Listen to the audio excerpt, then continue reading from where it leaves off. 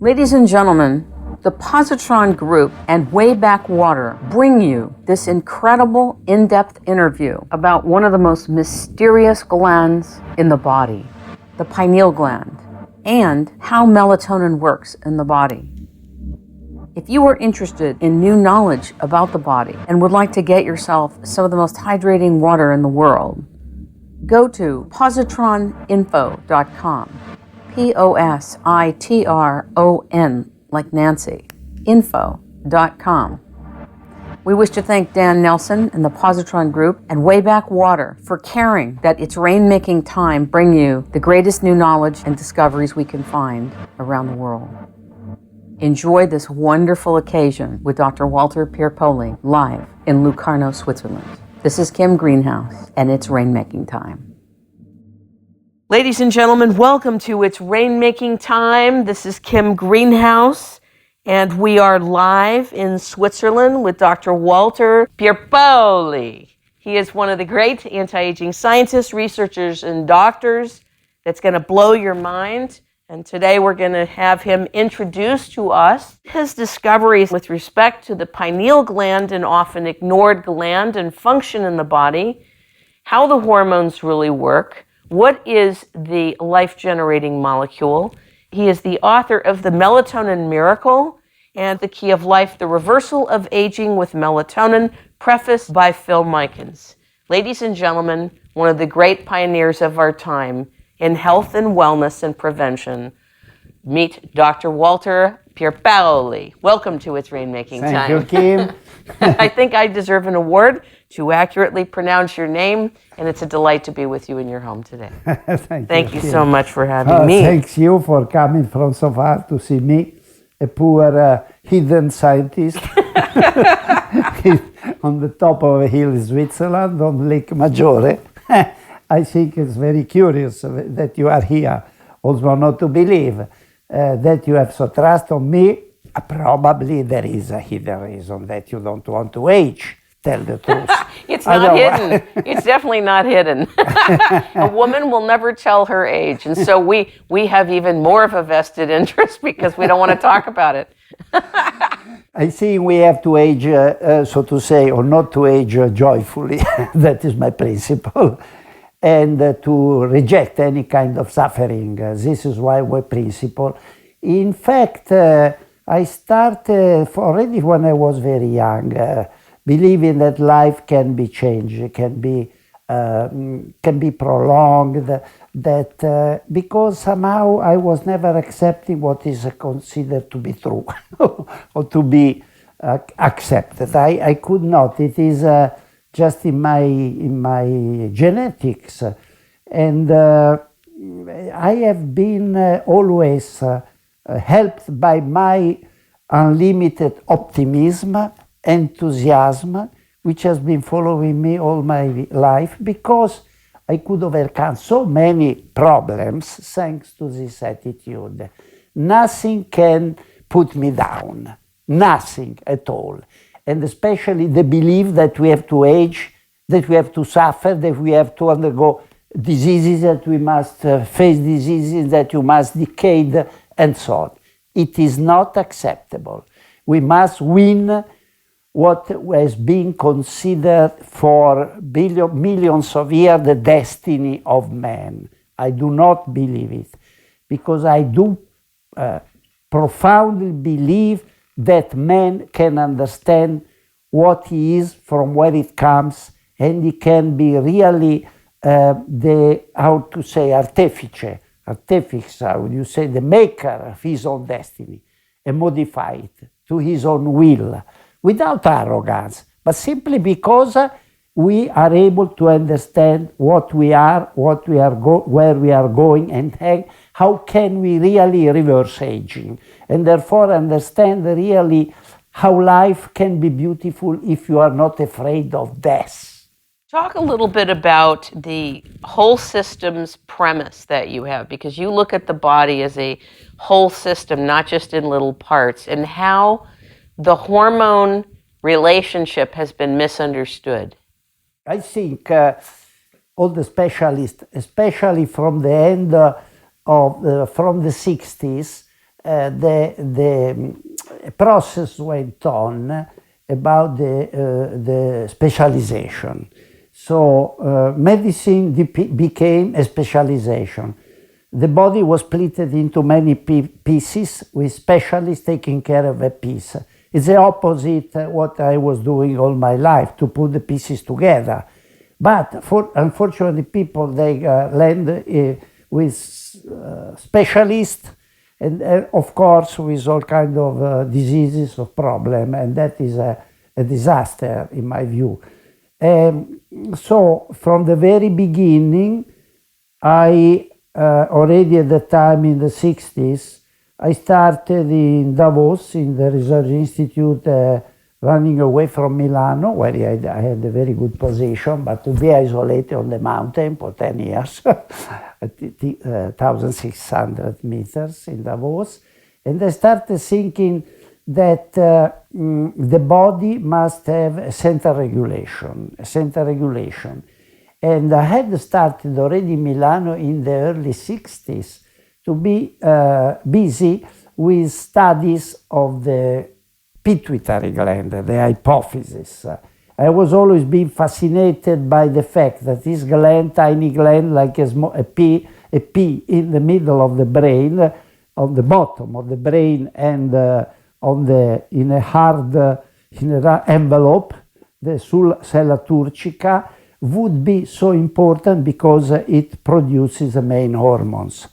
And so I already at that time, with a drilling machine and poor rats under narcosis, deep narcosis, I was drilling there in the bottom of their skull and sucking off the pituitary gland.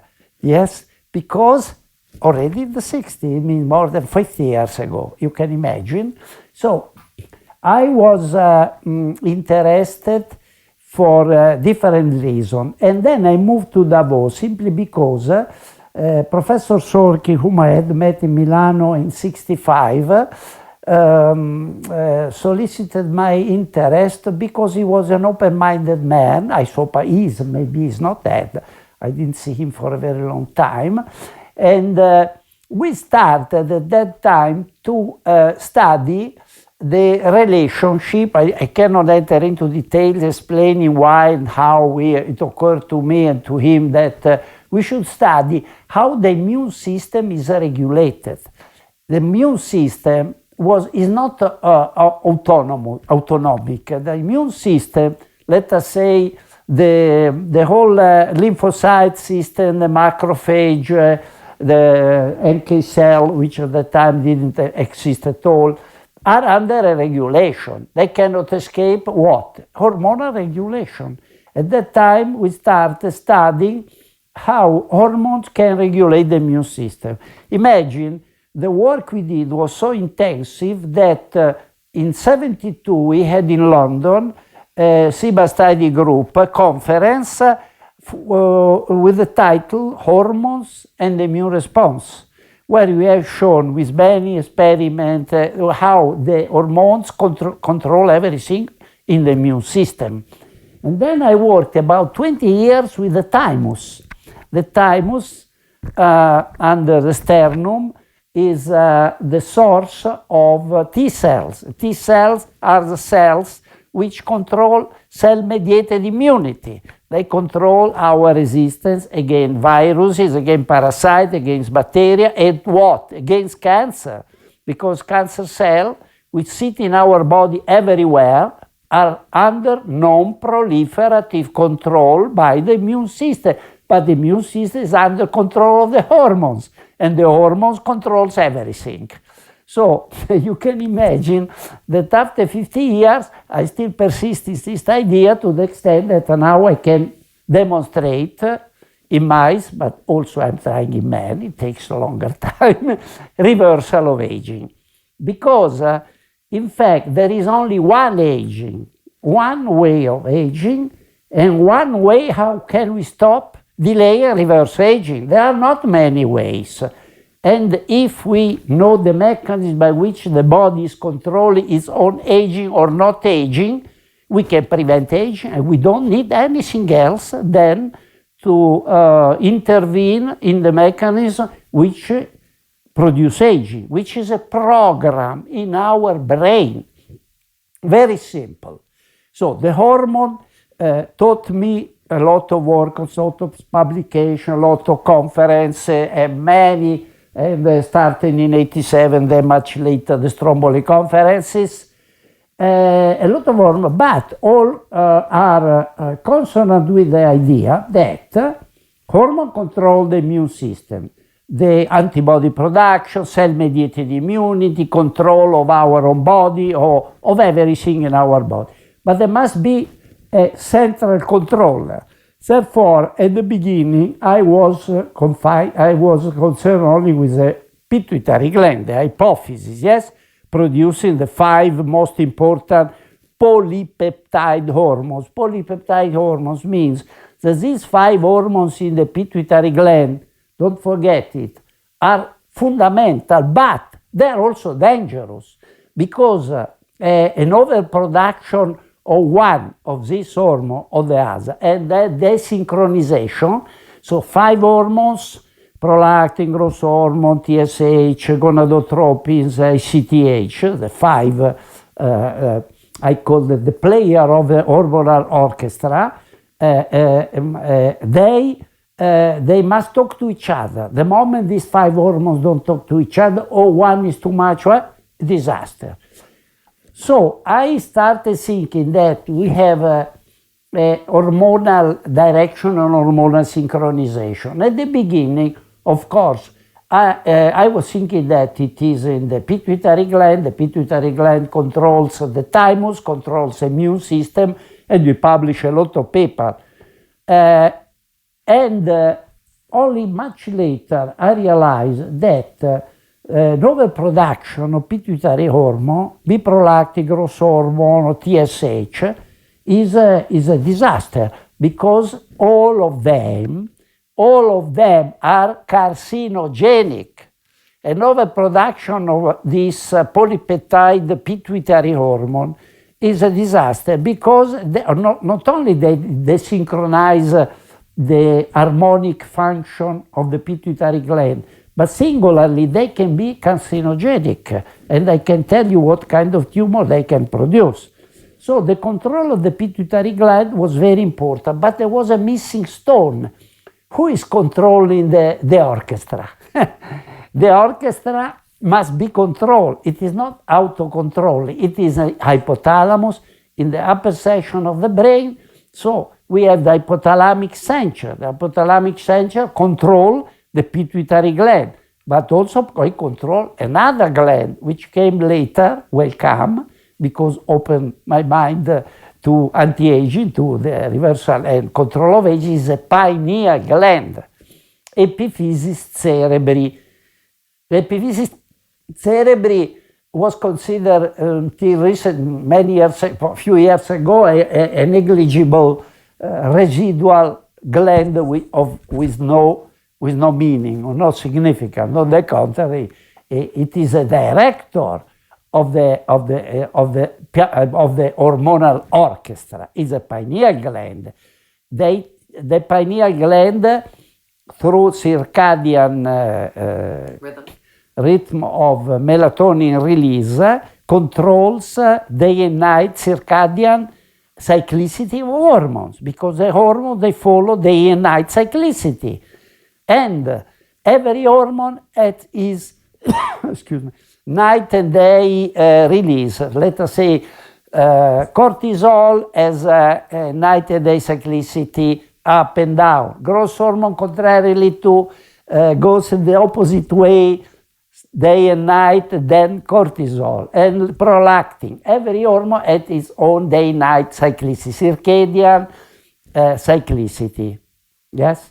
Rhythmicity.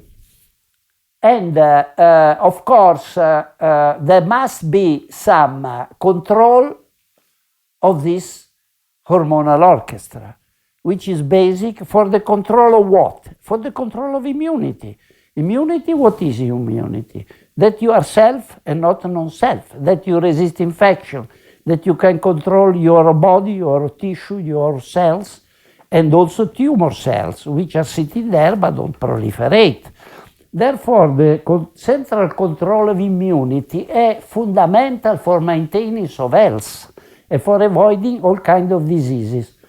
You cannot imagine the amount of work I did with the thymus, because it was considered that this lymphatic gland behind the sternum was considered to be the age clock, the desk clock, any kind of possibility was open. I spent a lot of years making a lot of experiments with newborn mice under germ-free condition. It's all illustrated in my CV. Incredible amount of work, where I discovered that the thymus is important because the thymus is important for the evolution, ontogenetic evolution of the immunity and for the control of the hormonal system. The two systems are linked together. They talk to each other. During our development, hormonal development in the womb of the mother, this developing system talk to each other and set up our immune system. So I made a lot of experiments, all published, showing that the immune system and the neuroendocrine system are linked together, totally linked together. I demonstrated it in a most fascinating way, and my first paper, important paper, showing what I'm saying now, the totally close relationship with neuroendocrine and immune system, was published in Nature in 1967. A beautiful big paper. It was not easy to publish such a paper on Nature. It was a revolution. And the title of the paper was Relationship Between Thymus and Hypophysis. So the main source of T lymphocyte immune cells in the thymus and the pituitary gland are closely linked together. I used two systems, very elegant systems. One, I injected anti-pituitary serum in mice, and I could show atrophy of the thymus, blocking the pituitary gland with an anti-pituitary serum produced in rabbits and so on. It blocked the pituitary gland, and the thymus became atrophic. It means that the thymus was strictly, which is immune organ, was totally dependent on the neuroendocrine system, on the pituitary gland. And also, I demonstrated by removing the thymus in newborn mice that there were a degranulation of growth hormone producing cell in the hypophysis. That was a paper published on Nature, you can imagine, 1967. A very revolutionary paper showing beyond any doubt that the immune and the endocrine system are linked together, they grow together, they talk together. And therefore, the control immunity depends totally from this interaction, and especially on the synchronicity of these events after development, leading what? To what? This interaction leads to genesis of immunity, growth, fertility, procreation, therefore reproduction, and then the desynchronization of this, let us talk together, that you stop talking together, leads to the typical diseases related to aging and also to cancer. Therefore, it was such an obvious conclusion. When I was looking for the master gland, frankly talking, at that time I was so much enthusiastic about the pituitary gland, the hypophysis with the 5 master hormone, that I made a lot of experiments. There's something missing, because sometimes I saw something, I made a lot of transplantation on gland, all sorts of things, incredible amount of experimental work, until I read a book which was a congress on the pineal gland. It was completely unknown to me. And then started all the work on the pineal gland, until, of course, I could start the experiment, because then I learned the melatonin is produced by the pineal gland, what is melatonin, and then I took melatonin, I produced a capsule, gave to my grandmother, who died with 102 last year. She took melatonin for many, many years, and she was the first that was producing the capsule in the laboratory, you know. And then came the famous story. Of course, in the meantime, I did a lot of other work in other direction, not only this, because I was very busy in transplantation immunity and many other scientific projects. However, I'm used to follow one project, progressive. Maybe I stop, then I resume until I have the answer. It takes years. It takes many years. But in 84, I started reading about the pineal gland controlling cyclicity. You know, the diurnal night, the cyclicity, the circadian rhythmicity. And then I started thinking that melatonin may be important to control hormonal cyclicity, because it is a gland and it is in the brain, here in the third ventriculum, and therefore I thought it may be important. But in my view, the most dramatic experiment we did in 70, because I started thinking of it much earlier, in 77, I think 76, 78, 79, was an experiment, because I thought, if the pineal gland is so important for regulating hormonal cyclicity, apparent it is, what happens if we keep the mice at constant light? Can you imagine? I would hate to be that mouse. You know what happens. It's a Terrible. Disaster. It's a disaster. Terrible. Oh. You know what? I kept, because it was a simple experiment, but gave the answer, very dramatic answer. We are totally conditioned by day-night cyclicity, and that is why the pineal gland regulating this day-night cyclicity is too fundamental. If we would not have this input, these impulses, these messages from the pineal gland to the entire neuroendocrine system, we would be affected by all kinds of diseases. We kept the mice under permanent light in a cage.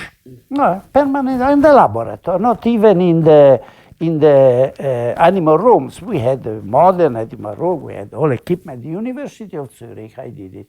I was 4 years working at the University of Zurich after Davos.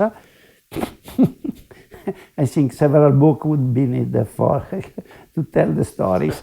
And what happened? They keep this mice. I said, if light is so important for maintaining hormonal cyclicity, and consequently the immunological function, we totally depend from hormonal cyclicity, and I had shown already with injection, with pinealectomy, or with episectomy, and so on, all the paper published in dwarf mice, mice without the thymus, nude mice, athymic nude mice, by which in 72 I published a very important paper in Nature also again about interdependence between the thymus, neuroendocrine system. That was a very important paper on Nature in 72 with a thymus athymic nude mice.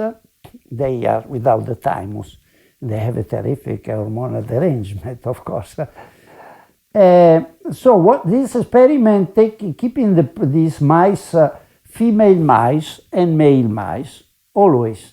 They mate, they reproduce, and then they grow always under light. So you imagine to be always permanently under light. Of course, the mice gestation is 21 days. For weaning, you have to wait 21 days. So when the mice were grown up, so to say, mature, ripe, I put them again, the mice born and grown up under permanent light, they were kept under permanent light. They mate again, they gave birth, new mice, permanent light, second generation, nothing happened. Let us wait. Third generation, nothing happened. We had to wait 4 generations under permanent light to see the disaster. At the 4th generation, the mice growing after 4th generation under light, they were crippled. They started ranting. There was a disaster. They didn't grow. They were sick because we had disrupted the basic of life. We have disrupted hormonal cyclicity. And these mice, I remember the smell also. They had a special smell. Probably they had some alteration of hormones, and therefore the smell was very peculiar. So you see what happens if you disrupt hormonal cyclicity by living under permanent light. This is what I'm saying now to my patients. Don't keep the children under light. In the night, the room must be dark, pitch dark, because we have to sleep in the darkness, because in the evolution of humanity, there was no light in the night, there was darkness. Darkness is health, not light. Light can be even very dangerous. I think there is a problem here, philosophical problem, already going back to the Greek philosophers, who were saying things like that with different words. Anyhow, so this was the disaster. Then, of course, started the great adventure of the pineal gland. And then I started saying, okay, then I think melatonin is needed to maintain cyclicity. And then I did the opposite. I put the mice, and this I made many experiments, with melatonin. Because as melatonin was known to be produced by the pineal gland, and light was inhibiting growth after 4 generations, it was disrupting hormonal cyclicity of the pineal gland, obviously. And then is how I started with a famous mice experiment, kept melatonin in the night and taking it during the day, because the idea was if maintenance of melatonin production is so important that if you make permanent illumination, you inhibit the pineal gland and melatonin production, let us do the opposite. Give melatonin to aging mice and see what happens. Now, were they under light at night or were they in darkness at night? In the night, they were in normal darkness. Okay. But remember that the mice are night animals, however, they are in the dark. Right. I put melatonin in all control groups, so I made so many experiments, simply putting melatonin in a certain 100 microgram concentration and so on, all written, and then taking the bottle in the day or during the night. So I had a control group making the opposite, yeah? And then I saw a extraordinary juvenility maintaining effect of melatonin to aging mice, giving melatonin during the night. So they got younger. Talk about what that means. Yes, they maintain juvenility, which is a melatonin miracle. The melatonin miracle tells a story, very fascinating, very well written, dramatic. And so this is why Simon and Schuster published a melatonin miracle. They were all fascinated, crazy about the story. Not only because I did another experiment with Volodya Lesnikov, who is now in the States already many years. He's a very clever operator with miniature operation, and we did this experiment. No, this experiment I did myself, later cross-transplantation. I implanted, and this was published in the Annals of the New York, of the American Academy of Science, the best journal, I believe, in the States, where you must be invited by a member, which was Don McCann. And I made the experiment where I transplanted a young pineal gland into the thymus or under the kidney capsule of an aging mouse. Let us say you take a mouse who lives about 2 years, something depends on the strains, and I put the pineal gland from young mouse under the kidney capsule, under the thymus of an aging mouse. Right. This is actually in the Melatonin Miracle, but go ahead. Exactly. And then, of course, you could see a very impressive life prolongation by planting the young pineal gland into the kidney capsule under the thymus of an aging mouse. It prolonged his life. It is published, yes? And the story of the Melatonin Miracle. And then at the third Stromboli conference, we brought also a most dramatic element of the story, because not only the pineal can prolong life, but it can shorten life if it is old. We put, I think this is the most dramatic you cannot imagine. We took the pineal from old mice and planted it to the pineal of a young mouse. And the pineal of the young mouse was transplanted in the skull, in the same position of a young mouse.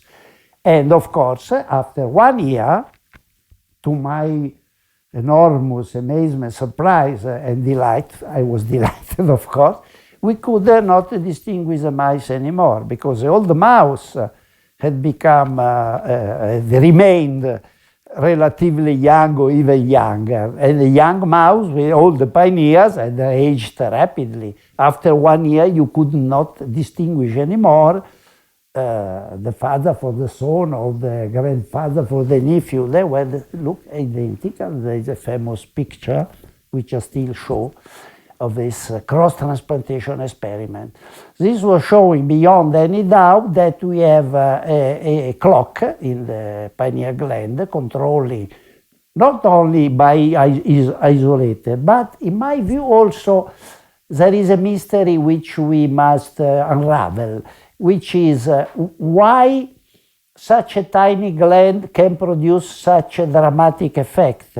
Because the experiment we did later are even more dramatic, in the sense that when the pineal gland ages, makes you age.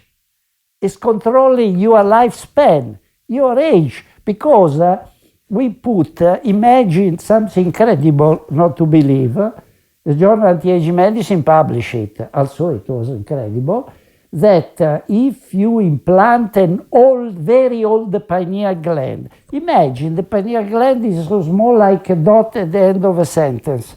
This dot is a pineal gland.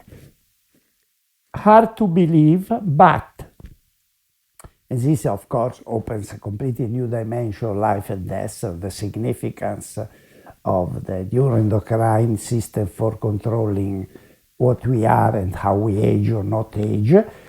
Putting a very old pineal gland of a 22-old mouse, which is very, very old, under the kidney capsule of, so removed from their neural connection, so isolated, so it shouldn't function, but produced a precocious aging.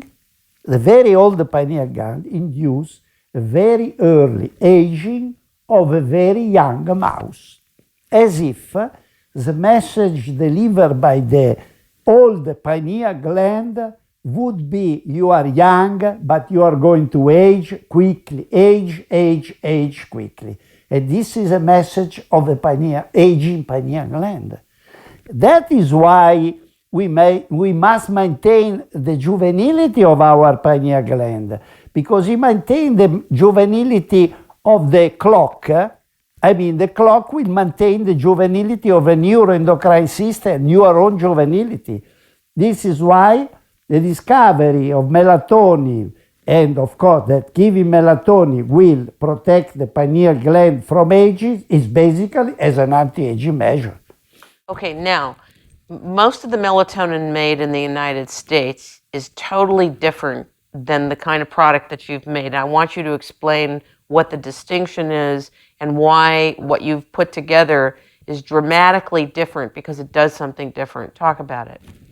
I'm very sad watching in the drugstore, everywhere, in the dietary supplement shop, all kind of melatonin. They are all melatonin which cannot function. They are nothing.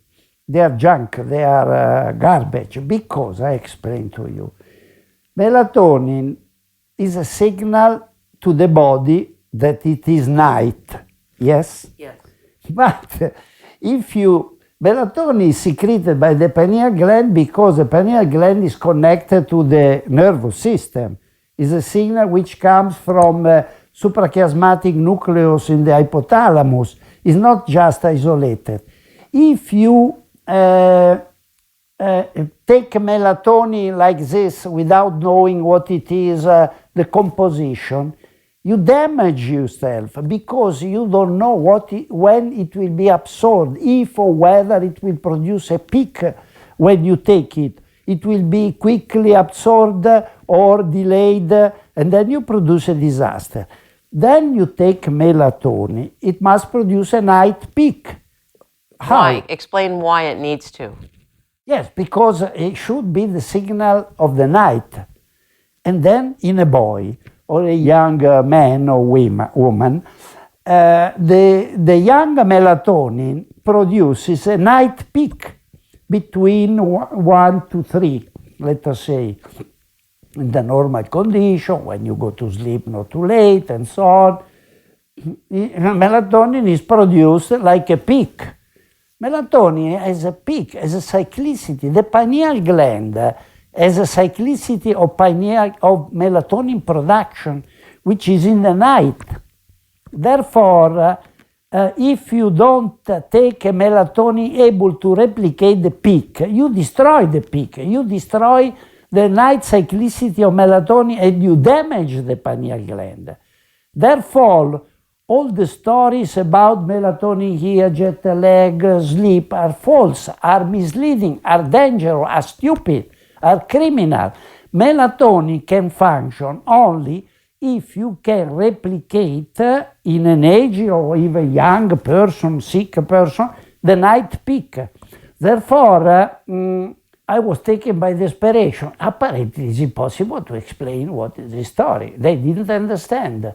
Nobody can understand what is melatonin. Still now, 2013, I'm sorry to say that people don't know what melatonin is, not even the doctor and not even the scientist.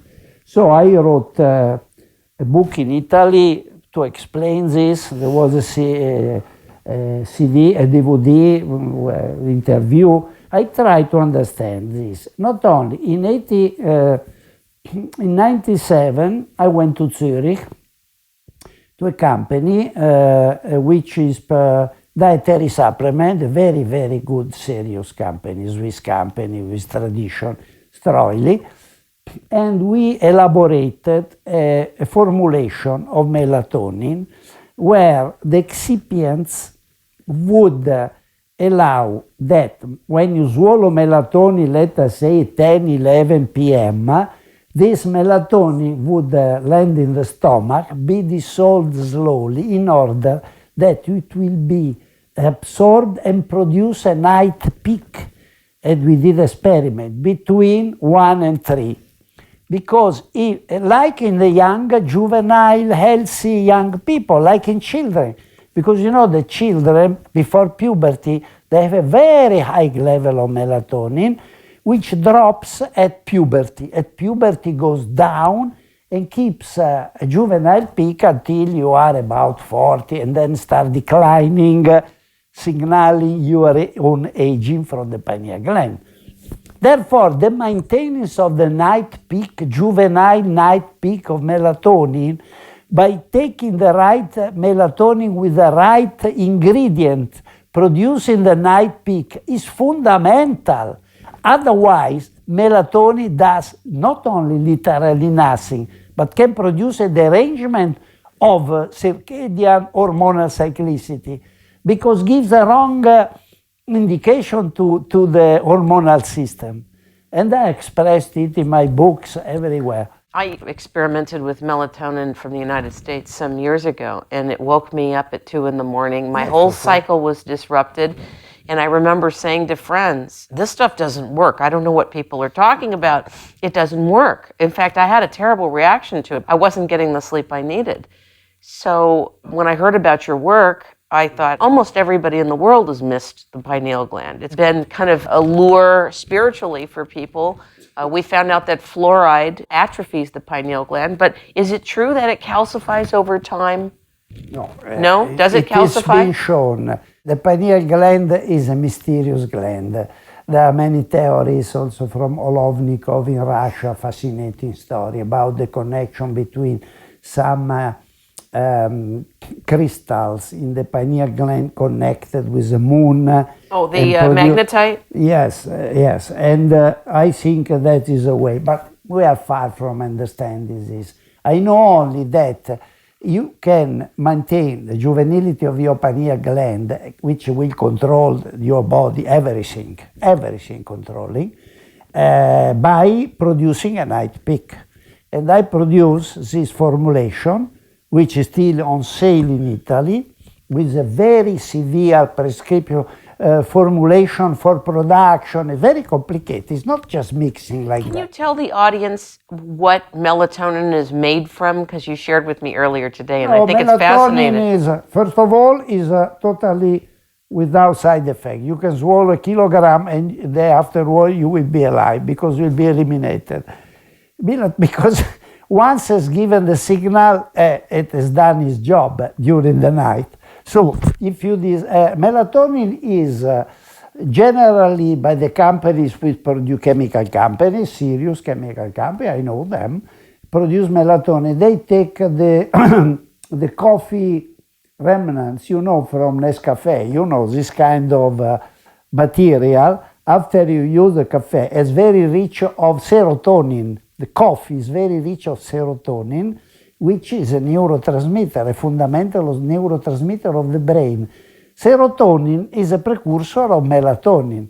But from melatonin to serotonin, there is 2 steps of acetyltransferase and YOMT, which is the second step. But it's incredible because it produces an acetylation, acetyl group and a methyl group, which are fundamental for our function. I mean, you don't live without acetylation and methylation.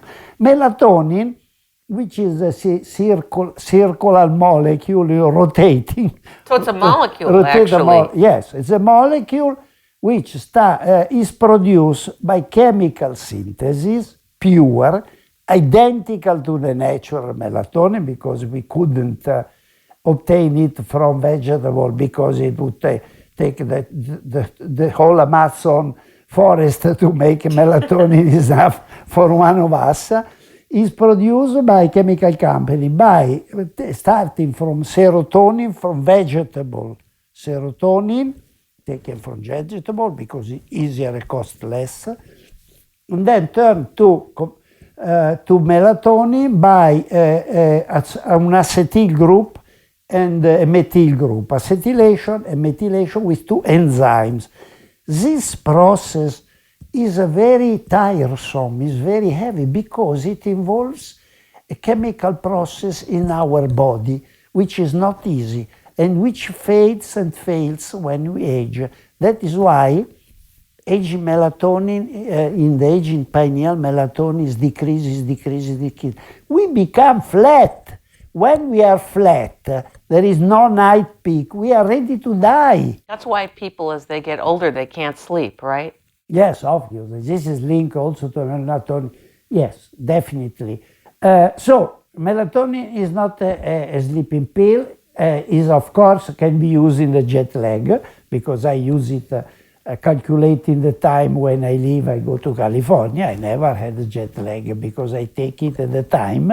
Before leaving, I take it at the time when in Los Angeles, 11 p.m. And when I arrive, I'm perfectly Ready to go. ready to go, yes. I have a question that I know the audience is going to ask, and I asked you earlier, but I want to ask it again. Some people are concerned that when you take a supplement, that the gland that's doing what it's doing, and even though you're illustrating all the evidence that it atrophies, in other words, it gets smaller and smaller, and it stops working as well, and it produces aging. But if you supplement, will the fact that you're supplementing make the gland basically non-functional without the supplement? This is, how do you say, I don't know how to classify this as stupidity, because it's not like that. There are It's some the people who opposite. feel that. Yeah, but they are biased by the story that hormones of the feedback mechanism, that if you take cortisol, if you take growth hormone, you produce a damage, the pituitary gland produces those hormones because of the feedback. It's the opposite. If you take a melatonin, not only you don't produce a damage to the pineal gland, you maintain the juvenility of the pineal gland, because the production of melatonin is a very complex process taking place in the young pineal gland. If you want to maintain a young pineal gland, you must take melatonin, because in the night, with producing the night peak, because obviously the pineal gland, without a feedback mechanism, this is a retroactive message to the pineal gland. The pineal gland will not produce melatonin and go to rest. And during the rest, the pineal gland will acquire new force, new juvenility, to the extent, if you want to test it in a person, 80, 90-year-old, try. Has never seen melatonin. He started to be frail, to be tired, to be depressive, and so on. If he agrees, give him melatonin. In the very old people, he can restore vitality impressively, very impressively, from day to day. They go back because the pineal gland perceives the melatonin and helps to restore the activity of the pineal gland. But it must be melatonin produced in the night peak. Not only to the melatonin right ingredients which produce the night peak between 1 and 3 in the night, we add zinc, because zinc is a very important element in our blood, which is decreasing progressively with age.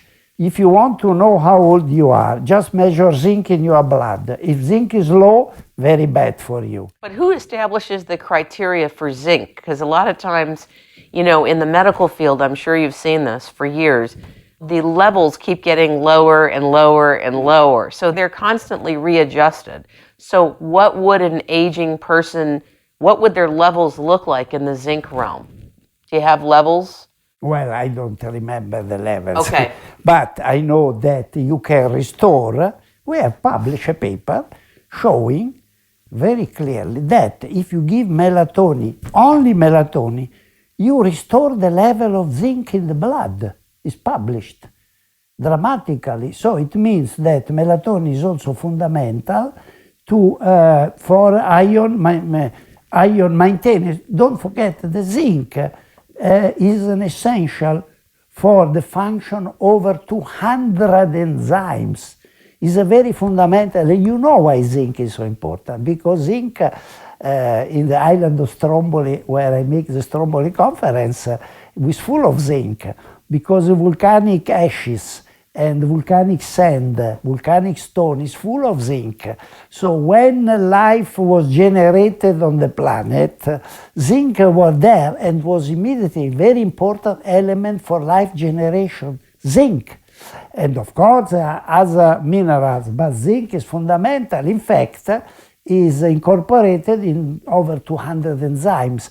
That is why when you restore the function of the pineal gland by giving melatonin in the night, you increase the level of zinc because of, obviously, you improve the metabolic pathway leading to the absorption of zinc from the gut, which is decreased when you age.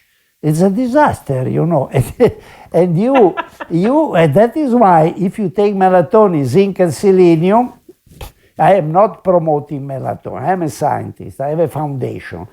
I am not a commercial person, but I must tell the truth.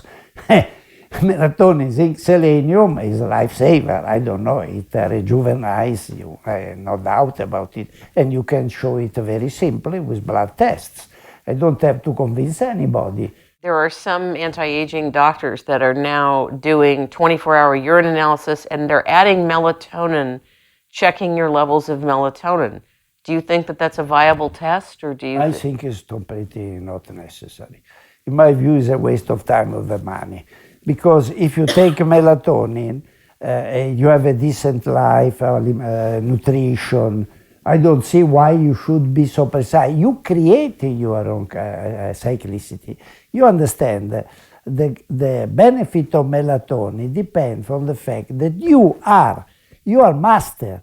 You tell your pineal gland, I give you melatonin. Now I create my own cyclicity because I want to maintain the cyclicity. But it's illusion to think to measure melatonin and give melatonin when it's low. It's so complicated. It's a nonsense. Because when you take melatonin in the evening, the night, and produce in the night peak, you maintain and create your own cyclicity. It's an act of supreme intelligence what you are doing, because you help your pineal gland to keep its juvenility. So there's really, at that point, nothing to measure. People will ask, how much should I take? Is it 3 milligrams? Is it 0.1? How do people judge that? You know, we are very lucky because either we take 1 milligram, 2, 3 or 5 makes no difference, is enough. But to be prudent, let us say you have absorption problem, you have gastritis, you have colitis, we don't know. So better to take enough, sure, that will produce the night peak. 3 milligram is enough. But already from 1 milligram you can have benefit, 2 milligram, but 3 is a prudential value. I take 3 milligram, everybody takes 3 milligram, is enough. Pure melatonin combined with a night peak, combined with zinc and selenium. Doesn't melatonin impact the other hormones, testosterone, estrogen, progesterone, all the male-female hormones as well? And did I hear you correctly that if the melatonin and the pineal gland are working properly, and you have what you call juvenility of the pineal gland, that the melatonin being released and peaking between 1 to 3 will establish a balance of hormones? Is that correct? Or will definitely impact how they're communicating with each other? No, it's correct. Okay. By creating the night cyclicity and restoring also consequently the cyclicity of all other hormones, is the orchestra director of the pineal gland, and the orchestra is the pituitary gland, producing these 5 fundamental hormones. Therefore, by restoring the maintaining the message of the pineal gland, you automatically restore the cyclicity of other hormones, which is estrogen, testosterone, progesterone, and also DHEA, maybe? Yes, DHEA, also the adrenal hormones, all hormones, the steroid hormones, everything. Because it's a chain reaction. Because the moment you give the message day, night, you restore the clock. You have maintained the clock. The clock will give the message, night message. because all hormones follow day-night cyclicity, each one by himself, but they are interrelated. The problem of hormone is not the amount of hormone, but they talk to each other synchronically. It's synchronicity. We are synchronic animals, day-night synchronic. We don't escape these laws. To the extent, for example, that for me, the measure of temperature is fundamental to understand if one is a good health or bad health, because the metabolic rate controlled by hormones strictly control the body temperature. Thermoregulation is a basis of health. If thermoregulation is wrong, you are going to get problems. And this is under hormonal control. Now, when you say hormonal control in this context, are you talking about the hormones that I mentioned or the other ones, the top 5, or the male-female hormones, or everything? Yes, of course, the peripheral gland also. They are under control from the pituitary gland, of course. The gonad, the testicles, the adrenal cortex. Ovaries? Ovaries, they are strictly under pituitary control, of course. If you control the top and you maintain the top, then automatically. We have done, when in 2000 I made experiment with 142 women, premenopause from 42 to 50, from 42 to 52-year-old. Perimenopause. Perimenopausal, postmenopausal, etc. Giving only simply melatonin. And astonishing. This paper, I must tell this, when this dramatic effect on the women, which restored their cyclicity, made disappear all the neurovegetative problems, hot flash, depression, all what afflicting the poor women. They all disappear. Not only, there were women 3 years after being menopause, they reacquired the cyclicity. It's dramatic, especially, I don't know, because it was done in women south of Rome, which is a region of Italy. Maybe it would not happen in the north like in the south, but it is fantastic. When I had the results, and you know what happened? This is a sad story, because I applied for the publication of this very important paper, also because we show that all women suffer of hypothyroidism. Hypothyroidism? The thyroid of women is suffering, especially for production of T3.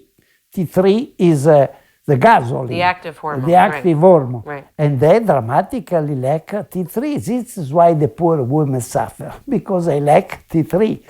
And melatonin is restoring the level of thyroid hormone, because it is, a stressor. It's not, they are totally hypothyroid, so can still help in restoring, because melatonin is helping in converting T4 to T3.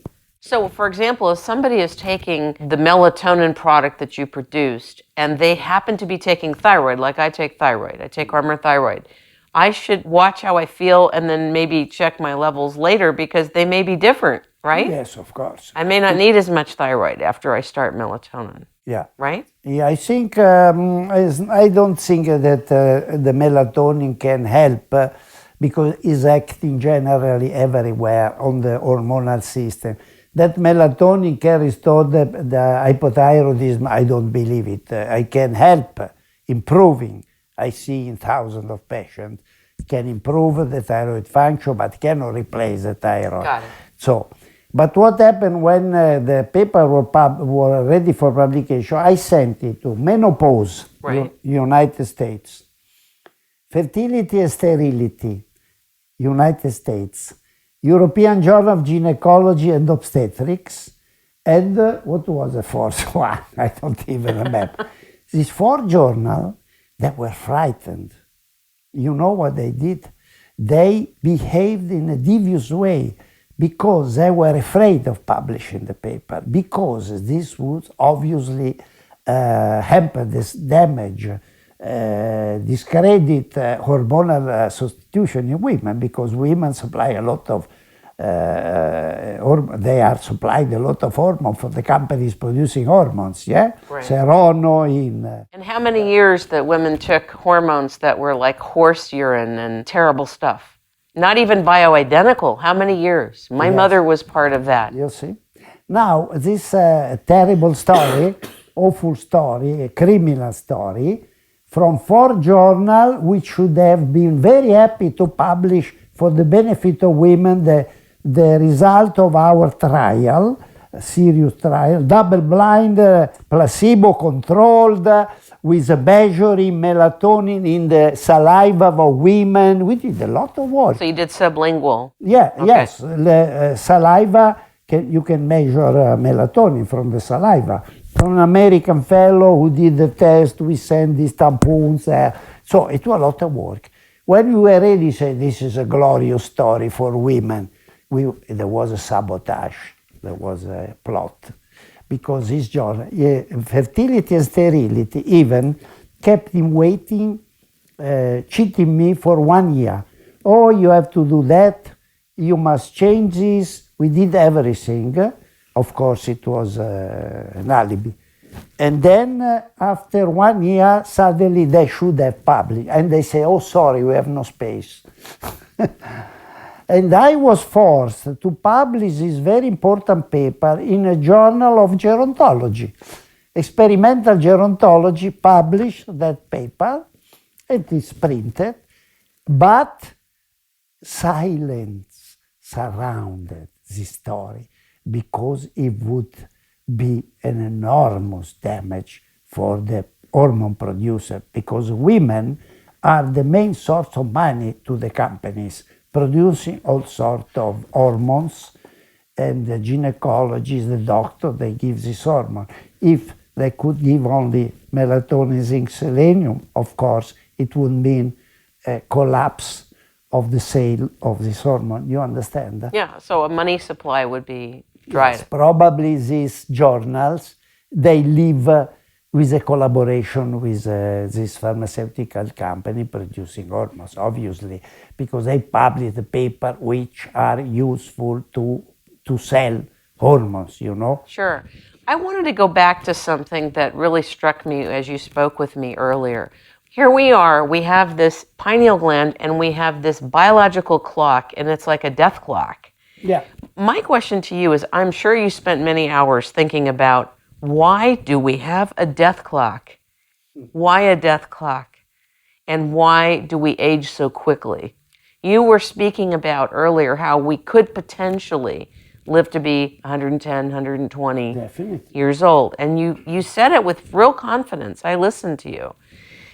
How come you're able to say it with such peacefulness and confidence when it's not in most people's reality? Like, they're happy to live to be 80. I think it's a disaster. Listen, that a human being can live to 110, 20, even over 20 has been shown by some cases. You know, you can see some women lived 120. You can now, there are more, and many we don't know because they live in countries where they don't Like check. Okinawa or some, you know. But believe me, the clock of women, of men and women, is expiring between 120 and 30. And of course, it is anticipated by diseases, by the nutrition, how you live, what you do, what you breathe, what you drink, what you eat, if you smoke, all sorts of, you know, factors affecting your longevity. But in principle, I have a grandmother who lived 115 years in my family from my mother.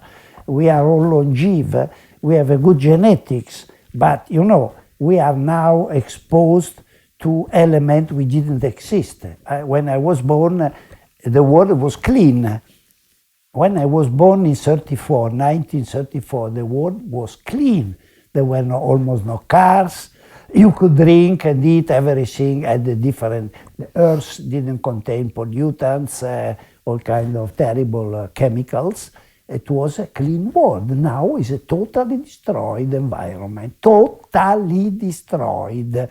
You go on the top of Everest and you find all the pollutants which you find in the United States, in Switzerland, everywhere. You don't escape it.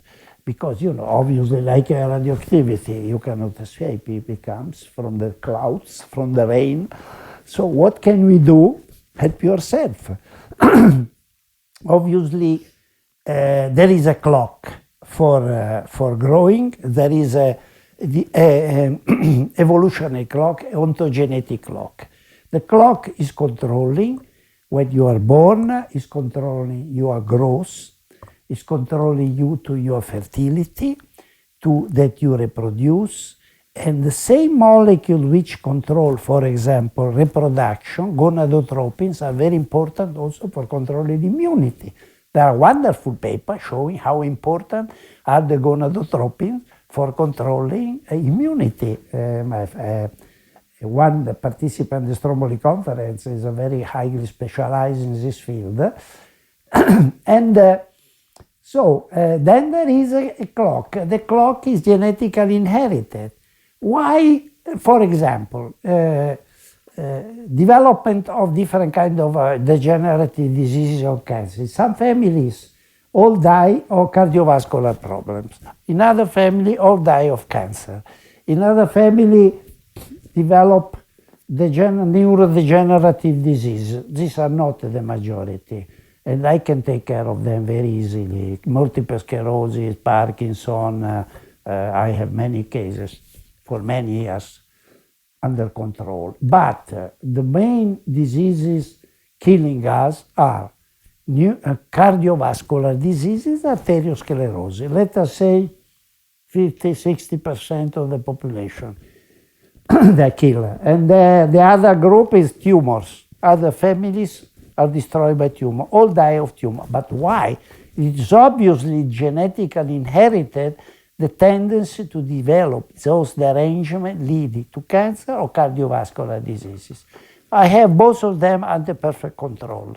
Both of these diseases, group of diseases, cardiovascular disease and tumor, can be perfectly prevented and controlled. Even controlled, tumor, I don't care a tumor about developed tumor, I think prevention. But cardiovascular diseases can be totally reversed.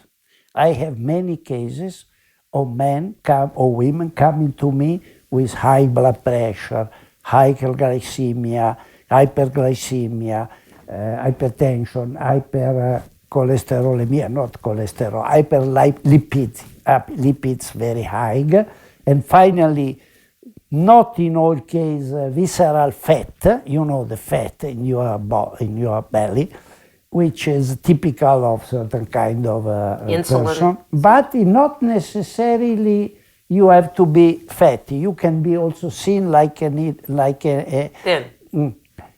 pea. But these are different cases, because I discovered also another kind of alteration of the the pituitary gland, which is affected the hypophysis, which is a determinant for producing arteriosclerosis. I can tell all those affected by this kind of disease, they can be reversed, even in old people. You can see dramatic recovery from cardiovascular disease. How do you do it? I mean, what is it? I do it with a kit. And then recently I also discovered this tripeptide, which now I am working on for a book in the States, which is TRH. I call it the plumber's wonder, because it takes from the pipes, is empty the pipes, our arteries, full of concrete, full of plaques, it can be liberated. Yes, everything can be done if you know how. How nature can teach you how to reverse your own age. So I am not talking about tumors, they can be prevented, but cardiovascular disease can be reversed. For example, I don't know, all diseases affecting the vessels, they can be reversed. It is easy. You apply a system where you teach from your brain, from your gland, master glands, you restore the hormonal cyclicity. Most cases there is a thyroid problem, pituitary thyroid problem. This is the main problem. And then you can reset the clock, and then automatically you will have a reverse. You will have a chain reaction, a cascade of positive event from the restore clock. You will automatically teach your body to revert to a previous condition, juvenile condition. It is obviously a regeneration, but more. Yes. It's a reversal, though, too. A reversal of aging, of course. Reversal of aging is a fact. What do you think the role of DNA plays with respect to what you're talking about? I know you talked a little bit about how certain things are inherited. There's a propensity to this or that that's inherited. What is your take on DNA's relationship to, let's say, the pineal gland? You have your own DNA and you keep it in good shape. That is what you have to do. I don't touch this because I'm not interested to modify the DNA. The DNA is your own DNA. Obviously, it leads you to your longevity, to your early deaths, to diseases, because you inherit, but you can modify it. If you are a lucky person, you have good parents, good grandparents, and you live long. If you don't, you simply have to follow your destiny. But you can modify your destiny by correcting a bad DNA, which you have inherited. You can change the DNA. You just modify the expression, the bad expression of your bad DNA, which you inherited, yeah? I know people, most of my friends are already dead, you know, friends which were in the medical school, in the primary, secondary, in the gymnasium. They are dead. They are dead with 70, 72, 75.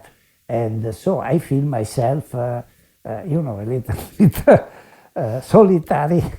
But some of them are still alive, and they are even 10 years older than me.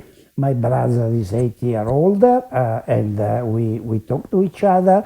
You have a destiny, because if you die of a heart attack when you are 60, 50, 55, 60, 70, it's your genetics and your lifestyle, you are smoking. There are many factors concomitant to your survival, helping you to maintain your health. But the main role is genetical, because if you have genetically tendency to have an alteration of pineal, of the pituitary gland, where you produce high level of prolactin, you are doomed to cancer. I thought that was fascinating what you said about prolactin. Like in almost all cases of cancer, if you measure the prolactin, it's completely out of control. Yes, of course. I didn't see any cancer in my patient, and I didn't count them by a few thousand, and nobody of them developed cancer. Because if you restore the hormonal cyclicity and you reduce prolactin, which is the most dangerous cancerogenic hormone, is prolactin, growth factor. Prolactin with misleading name, of course. Prolactin has nothing to do with that. And then if you reduce prolactin, you prevent cancer, no doubt about it. But not only, you can reduce prolactin by activating the thyroid, because if thyroid is low, prolactin is increasing. So you can reduce it. Also, glycemia. Hyperglycemia you can reduce. You can reduce simply by reactivating the function of the thyroid gland, because the specialists with diabetologists especially don't know that you cannot cure diabetes without taking care of the thyroid gland. not of the pancreas, because I can keep perfect control of type 2 diabetes, not type 1, keeping constant, so level of glucose in the blood simply by reactivating thyroid function.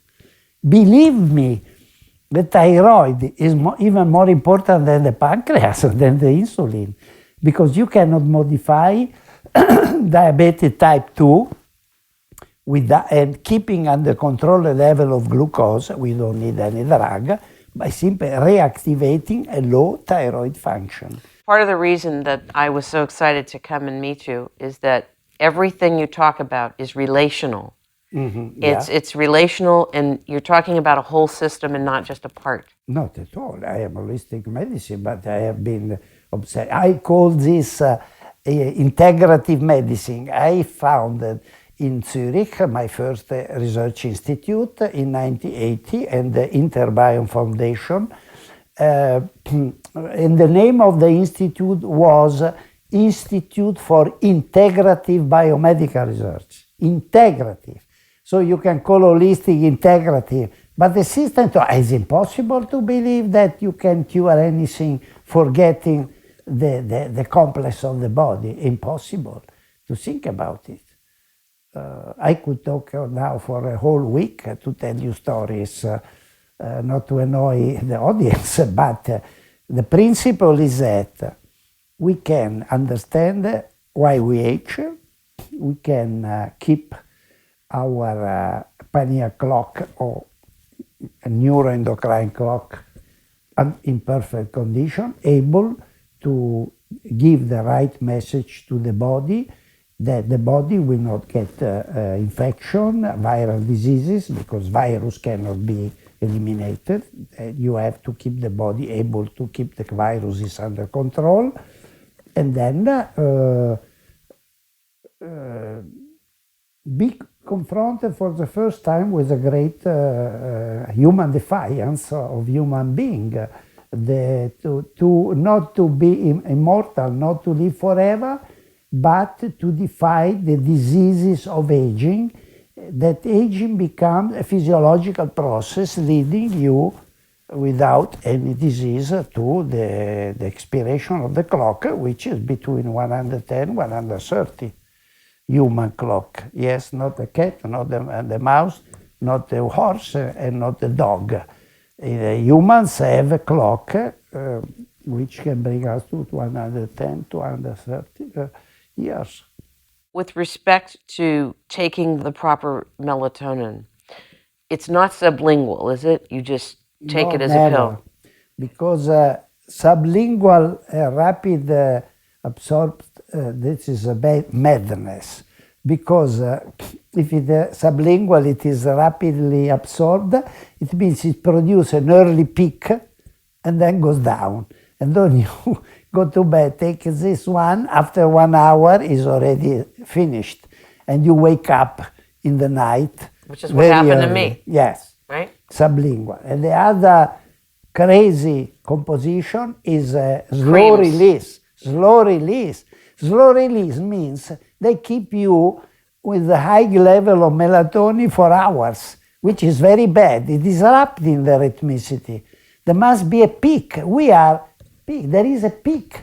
That is a healthy peak of juvenile people of melatonin between 1 and 3. And the children have very high level of melatonin and then drops at puberty. So, no doubt that melatonin being sold, they are all wrong. I'm sorry. There's even some creams that were made. They do tea. Even tea with melatonin, everything. In the United States, because the truth is kept from the people. Truth is hidden. The truth is not licit because truth can produce health, and health is not welcome to the company. I think that a lot of times when people talk, that they use a lexicon, they use language that is sometimes improper. And I've always wondered, why does the anti-aging community of doctors call the whole field anti-aging instead of youth-enhancing or longevity-oriented. In other words, it's already a reaction against something. Language is very, very important. And I wondered if you could rename the field, would you keep the anti-aging field named the way it is? No, now I think anti-aging, because aging is frightening people. Aging is a terrible worry. I'm going to age. I have the first symptom of aging, or pains and so on. I think we should not call it anti-aging. I would say regenerative medicine. I would say that we have, with my friend in Rome, we are establishing a place in the internet where we will expose the concept, because the future of medicine is regenerative medicine, really regenerative, and how you can maintain and keep maintaining health. And most of the regenerative medicine will be regenerative surgery, because you put something inside your body to regenerate the liver, to regenerate the nerve, to regenerate the pancreas, to regenerate the heart. So regenerative medicine is now, but is a total confusion. You know, people don't know what it is. And so they have multiple sclerosis or Parkinson, they run to Thailand to be inserted, to be injected, I don't know what. Spend a lot of money, come back, I'll get desperate. So my main interest now is regenerative medicine and regenerative surgery. And I wouldn't call anti-aging medicine. I would call aging reversing medicine, aging reversing, because what I see a reversal of aging. It's not stopping aging, a reversal of aging. Because if you delay aging, you reacquire the juvenility, and therefore it's aging reversing. I would not call it anti-aging medicine. Let's talk about something controversial, shall we? Some more controversy? Yes, of course. I'm pleased. A lot of times people look into the, quote, anti-aging field, and you see so many different opinions and perspectives, and it can also be confusing. Particularly if you love to learn like me and you pay attention, which this audience pays attention, it can be so confusing, and you can hear opposite things being said. So the anti-aging movement, if you will, has been big on antioxidants. And the antioxidant push is, I think, misunderstood. Both the word, what it does, if it really exists, and I know you have a very different view on this.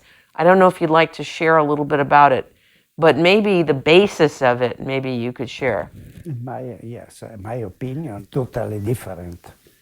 My friend B. Rigelson, who died unfortunately, would say bullshit, if you allow me. Antioxidant is bullshit, it's just commercial.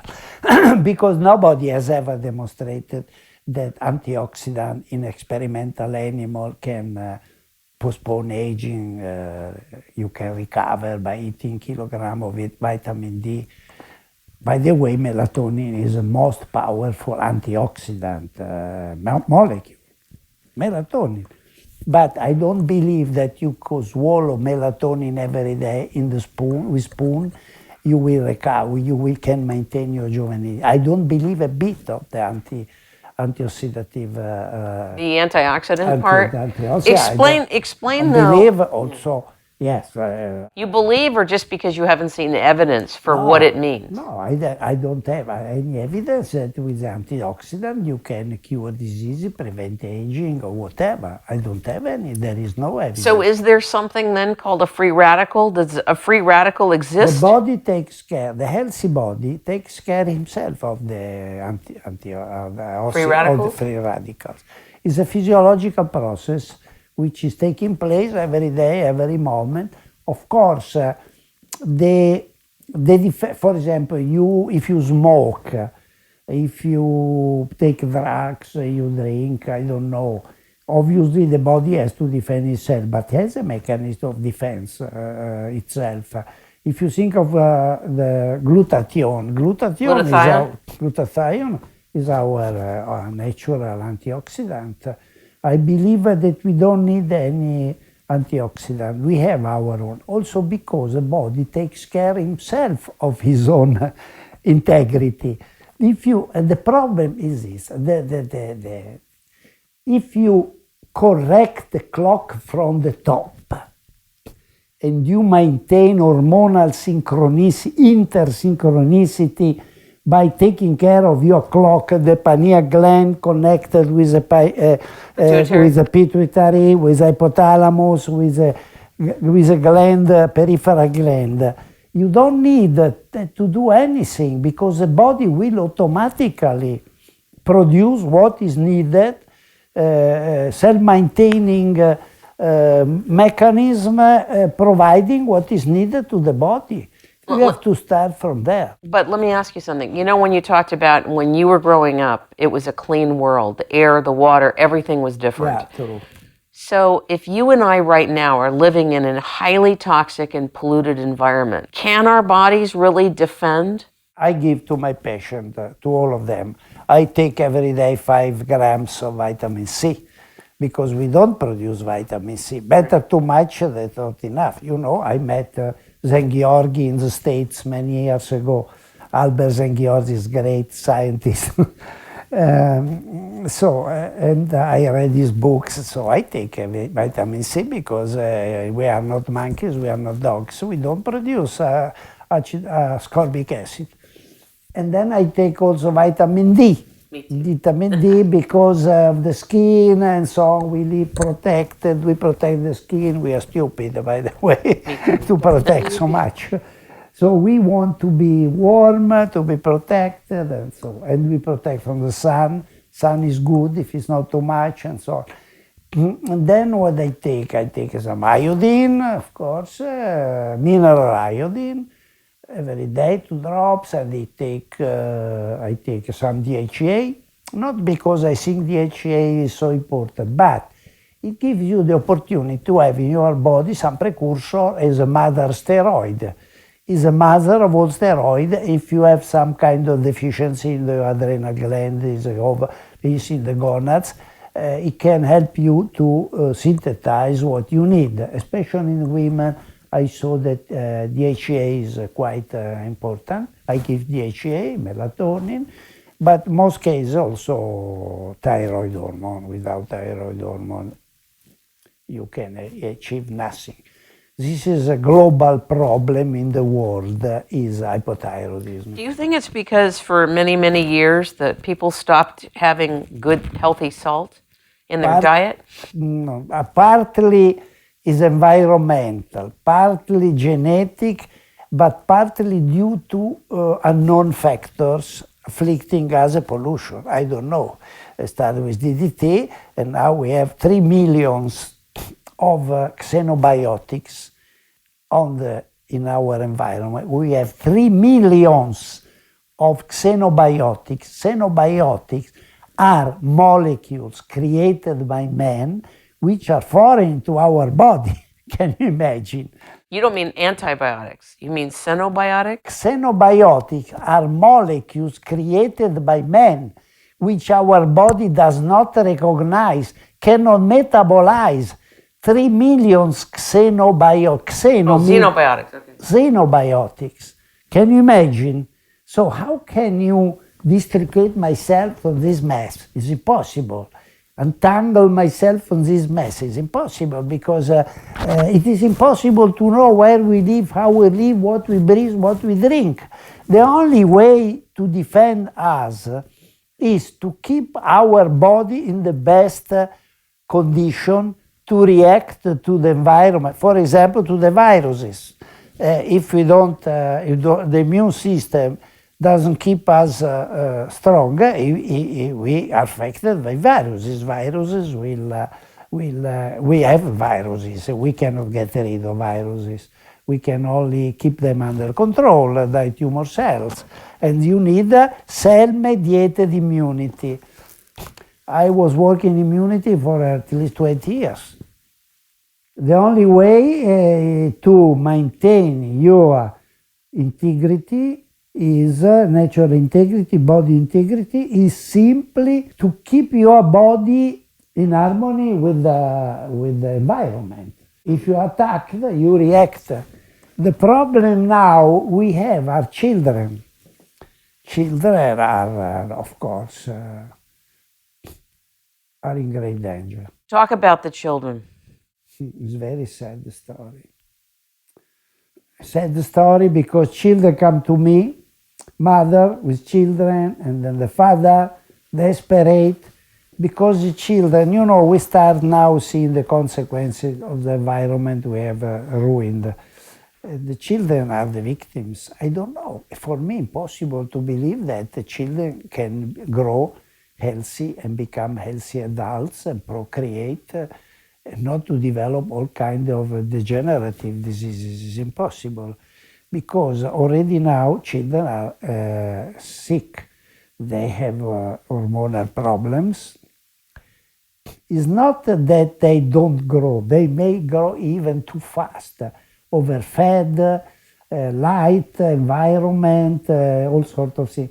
They grow, but they don't grow well. They grow sick. They grow with hormonal alteration, and they are doomed to develop all kind of degenerative diseases. In particular, I can see children, hypothyroid children, diabetic children, more and more, because the pollutants are attacking from all sides, and it's impossible. It's impossible now to change this environment. It's impossible to reverse to the previous state of the world. It's impossible. We have to maintain our capacity to keep our body solid, immunologically solid, to cope with attacks of the environmental agents, which are millions. What do you think about the fact that children are vaccinated with so many vaccines? I am totally against vaccine, totally. I don't want to enter into detail. I think it is time for the vaccine is finished. I don't believe even women being vaccinated for this cancer of the portion, you know, this young woman, they should be vaccinated. Oh, that's terrible. For me, this is a criminal story. Also, I don't believe that you can fight viruses with vaccination, even influenza virus, because in fact, it is good to be exposed to the viruses and to the bacteria. Of course, you need antibiotics, but to viruses, because when you get a disease, a viral disease, an influenza, a cold, and so, these very different simple virus, very many of them, you get sick, you develop the disease, but you develop the immunity. You give a push to your own immunity, and so you become stronger after the disease. So everybody gets sick, me included, but I am able to react properly to the disease, and the disease makes me stronger, not weaker, because it awakes my immunity, and if my immunity is solid, I become stronger after the disease. You understand? Sure. But to artificially inject the virus, it's crazy. No, I think this is a real, very tragic story. I don't know if many people know, but in the United States, as of a few years ago, the laws were changed to protect the pharmaceutical companies so that they had complete immunity and they could put anything they want in a vaccination. Yeah, but you are not forced to vaccinate your children. You are now in California. Yes, you are. Yes, I would run away from California because this is illegal. This is criminal. It's California's laws changed last year. Yeah, but they can. The schools can vaccinate. They can now. They don't even have to tell the parents. Oh, this is criminal, in my view. They do not even have to tell the parents. But it just if I changed. would be a parent with children in California, I would take the children from the school and move to another place. It's not to be tolerated. This abuse, a criminal abuse, because I know for sure, also from patient stories of vaccination, which produce terrible damage, degenerative diseases, neural diseases, all sorts of problems, not only because of the factor of the drugs maintaining the viruses, the vaccine, but because of the consequences, because it can generate, wake up other viruses. You know, you don't know what you do if you make a vaccination. It is not like in all the times, you know, like at the time of the polio or yeah. Well, the agents also that they're put in to go with the main materials are the problem too. Mercurials, I know, thimerosal, I remember perfectly, thimerosal to maintain the virus. I don't know what the vaccines. Really. Do they vaccinate children in Italy or Switzerland? In Italy, you are not forced. I suggest all my patients who have small children to avoid vaccination, and they refuse. What about in Switzerland? In Switzerland, I think they encourage vaccination, but frankly, I am authorized to be a doctor in Switzerland, but I never practice. So I get information, but I don't follow it. I don't know what they do in Switzerland. Let's go back to TRH. Well, that is a delicate... in what you can talk about, because I know you're writing a book on it right now, but if you could even explain the discovery of it, what you understand it to be, and why you're so excited about it. Well, I met this interesting molecule without wanting. I just, how do you say, stamped, I don't know, like... Stumbled upon it. Stumbled upon it in 1989, with my friend Changxian Yi, because after the discovery of melatonin anti-aging effect, or aging delaying, let us say, effect, aging delaying, I was very interested about the mechanism by which melatonin would produce these effects. And obviously, it occurred to me that it might be through the thyroid gland. And then we made the experiment in mice by injecting, for example, melatonin and evaluating in the blood thyrotropin, TSH, T3, T4, and so on. And we also made an experiment where we injected the mice, treated the mice orally with methyltiuracil, which is a drug blocking the synthesis of thyroid hormone from the thyroid, T3, T4. This is methyltiuracil, which is used in hyperthyroidism, in Basedov disease, and so on. So practically, we could see that melatonin acts independent through, yes, it activates some thyroid function. But then we also tested TRH, because TRH is called thyrotropin releasing hormone. Should be the hormone which, when the pituitary gland produces less TSH, you can see whether the pituitary gland doesn't function. This was discovered by Roger Guillemin, who got the Nobel Prize for this molecule, but gave the wrong name because, by the way, TRH is only used to see whether the pituitary gland produces TSH. So inject TRH, 400 microgram intravenous, that you see if your TSH will increase. But this is not a good test. And this is not a good reason for calling this tripeptide TSH, TRH, TRH.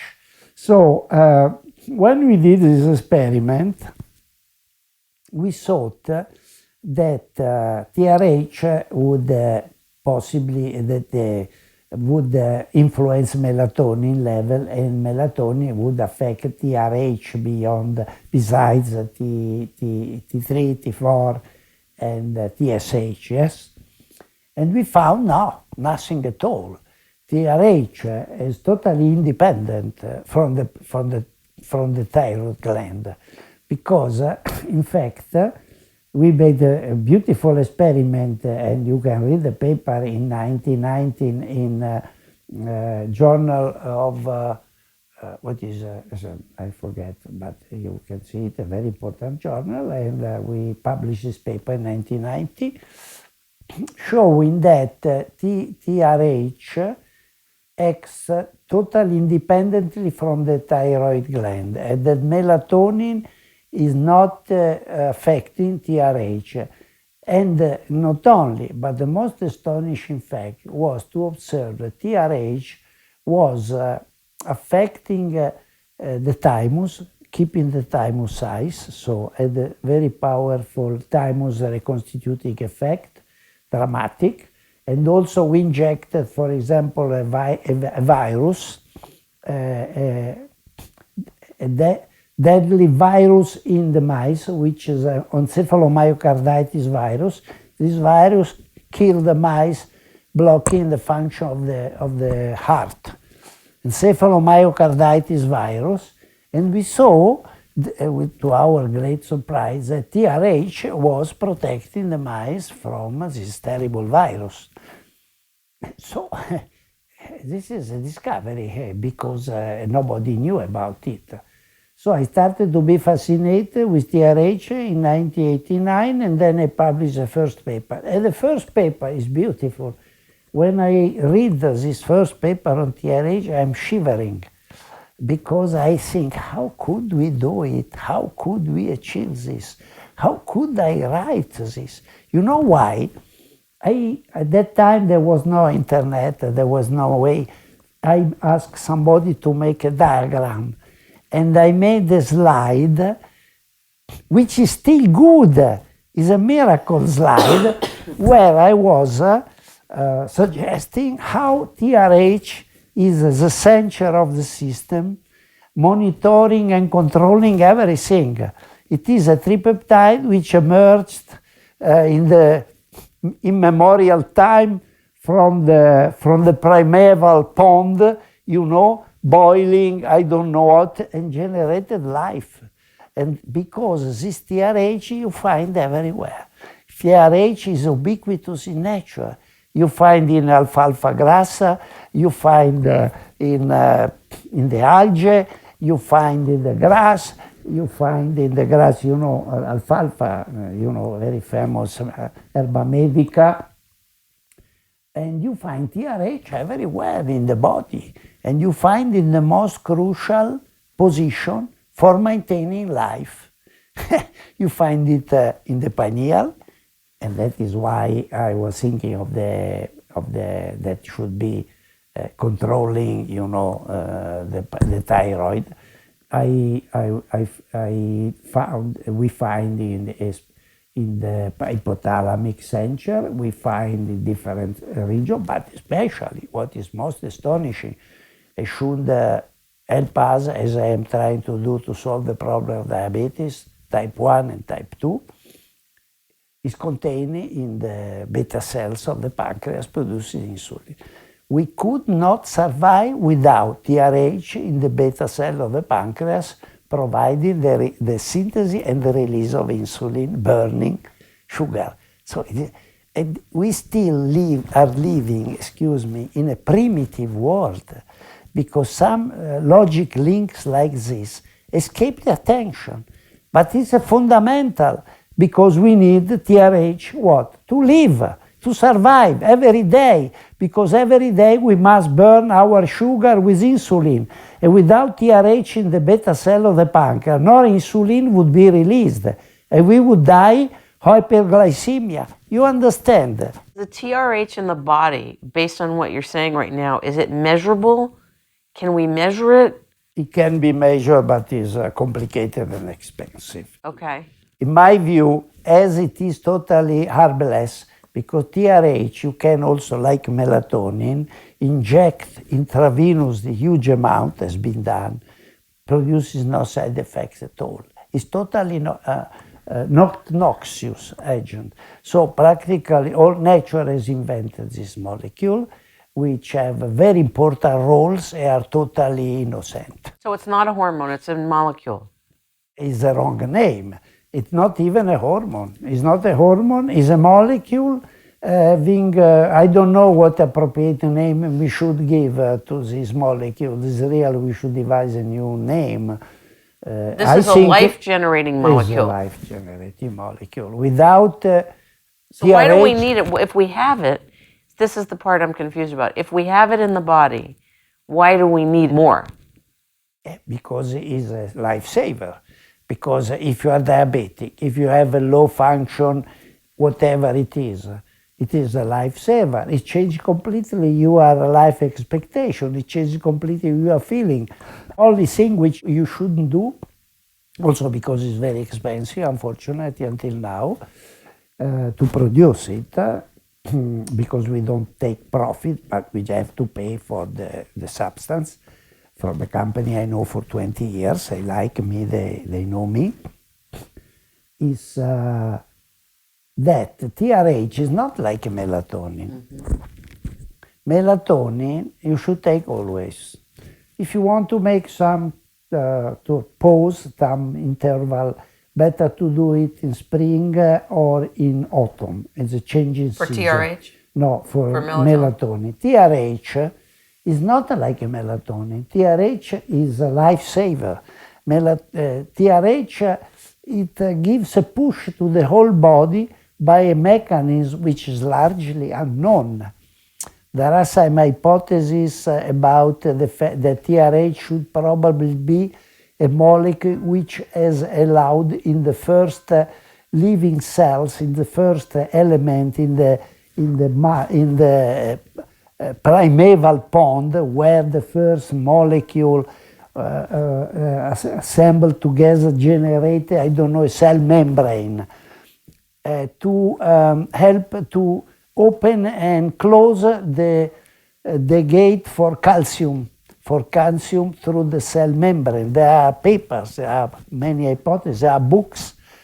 It is not an unknown molecule. There are a lot of papers published, especially for neural diseases, have been applied in neural diseases, neurodegenerative diseases of all kinds, without producing any side effects, any damage. So in the longevity field, would this be considered the new fountain of youth? Well, in my view, is first real. There may be others, maybe precursor or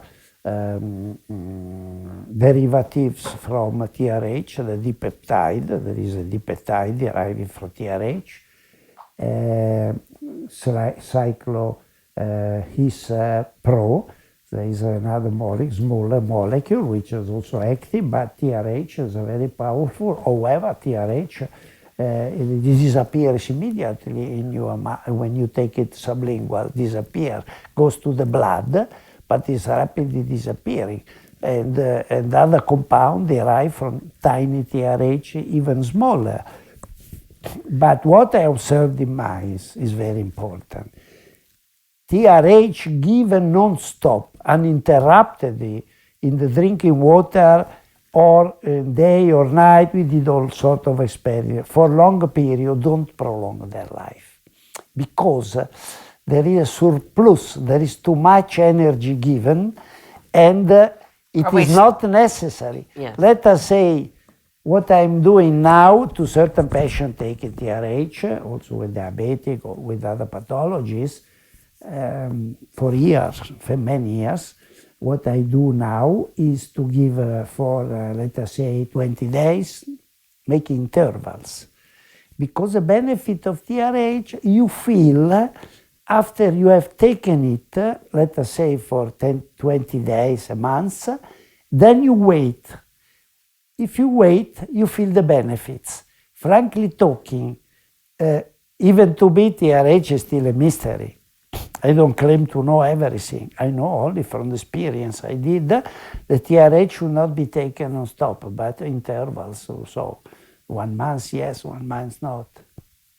Because the mice taking TRH, you recover the function of the gonads, of the testicles. Fantastic papers I published now in the Stromboli, 5th Stromboli conference. Is now in press, published by the Bentham book. The Current Age in Science journal, in the index of PubMed, and then it has an astonishing aging reversing properties. You can see repopulation of the gonads. You can see recovery of the glomeruli of the kidney, which degenerate. You know that the mice generate, when they age, they die of nephrosclerosis, kidney sclerosis. They don't filtrate anymore, and the kidney are full of deposit of amyloid, some amorphous material, which affects the kidney of the mice, amyloidosis. I've worked a lot on amyloidosis, experimental amyloidosis, at the beginning of my career. And you know what? TRH restored the filtration capacity of the kidney. Can you imagine something like that? This is an aging reversing effect. But you should give a push, give a restoring activity, and stop, not go on. Right, because it's cyclical then, right? Cyclical, because I don't know why, but it's like that. What do you think of growth hormone? Oh, Remember? I would not take a growth hormone. I think if you restore the capacity of the pineal gland with melatonin, you don't need to take a growth hormone. Growth hormone is a dangerous hormone, in my view. Growth hormone can temporarily keep you fit, the muscle, you know, these people, athletes. I wouldn't take, contrary to what my other colleague, expert endocrinology claim, because they are hormonal, they make the hormonal patchwork. I dislike this kind of intervention with hormone. I think it's stupid, it's silly, and is not logic and not scientific. I dislike the endocrinology prescribing that hormone. It will not cure you. It will disrupt the hormonal system. It will disrupt the spider web. You understand? Because you put a hormone, it will shake the web and alter, change, disrupt the web. It is stupid. I mean, if you have a severe lack of testosterone, let us say you are impotent, you don't generate spermatozoa, I don't know what, then it's licit in very rare cases to give some testosterone. I know because I invited Olo Stromboli, Michael Caruthers, the greatest andrologist in the world. He is my friend. Then you have to help the poor aging man to restore a little bit its vitality, its libido, and so on. This I can understand. If you are hypothyroid, you have to replace with T3, T4, especially T3. If you have adrenal insufficiency, generally I don't give cortisone, I give some ACTH, which give a push to your adrenal gland to produce. No, ACTH, adrenocortical stimulating hormone from the pituitary gland, which will give a push to your adrenal, not to be sleepy, to atrophize, but to give a push to restore, and to produce your own corticosteroids.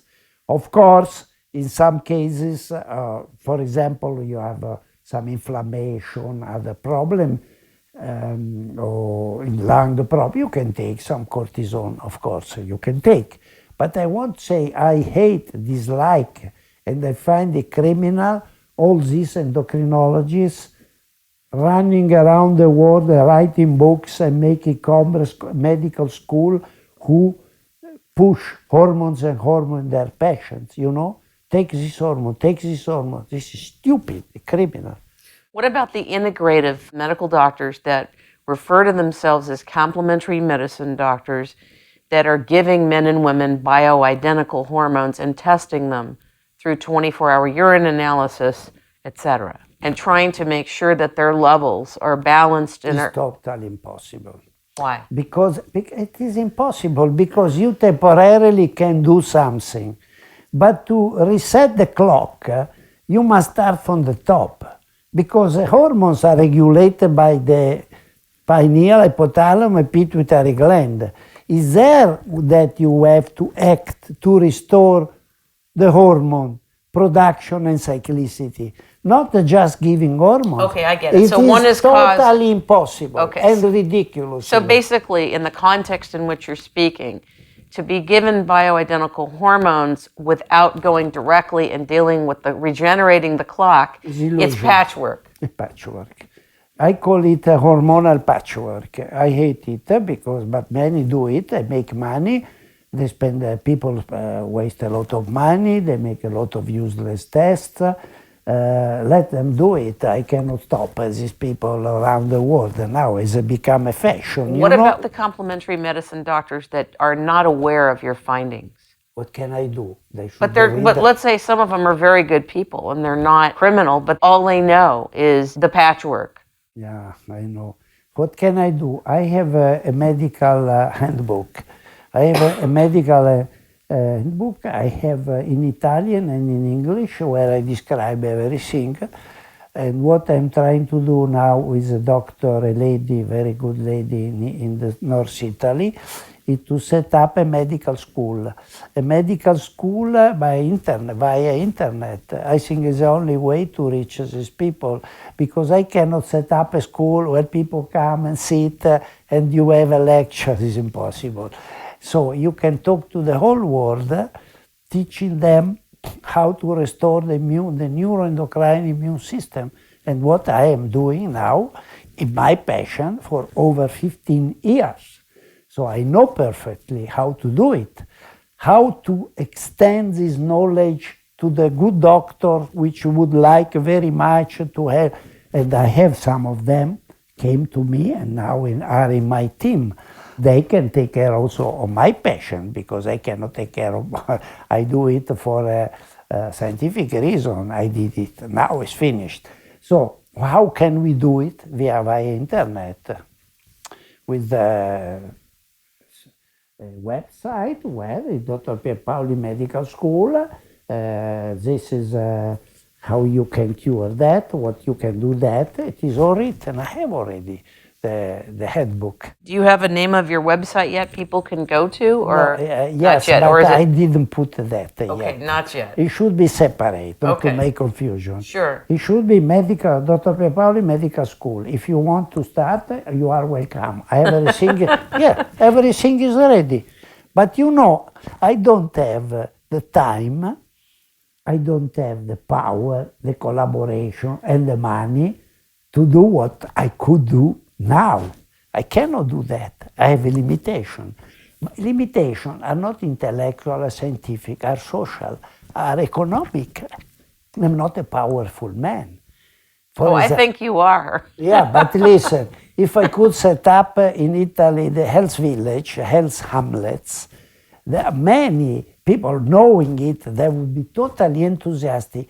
I am going to the region of Brescia. It's a very modern town in North Italy, very rich, very strong town in North Italy. Brescia, everybody knows me because I go to the local television once a month and they wait for me and they love me. They would run, all of them, to the health hamlet, to stay, to help, to collaborate, to set up this, to set up that, to take care of aging people, old people with a wheelchair. You understand, the health hamlet is a great, great, great story, which must be realized how? With the proper people, because it's ready. Everything is ready. We need intelligent investors who would understand that the health hamlet is not to make poor people happy. No, it is an investment which will have a return for self-maintenance and development of health hamlet. You know, 20 years, I have everything ready. Everything is written. There is a project with my friend Di Nicola Valeri in Rome. We tried several times, but people, so investors don't understand. Times are not very favorable, but this would be the renaissance of Italy, for example. The setup of a health hamlet all over the country. Because Italy is already there. They are already there, but they are not populated. because people don't go there, to these places where you have massage, you have this, spa, there are many. Stupid. No, Health Hamlet is totally different. People will come, follow my medicine, but maybe it would be a good idea to establish a medical school.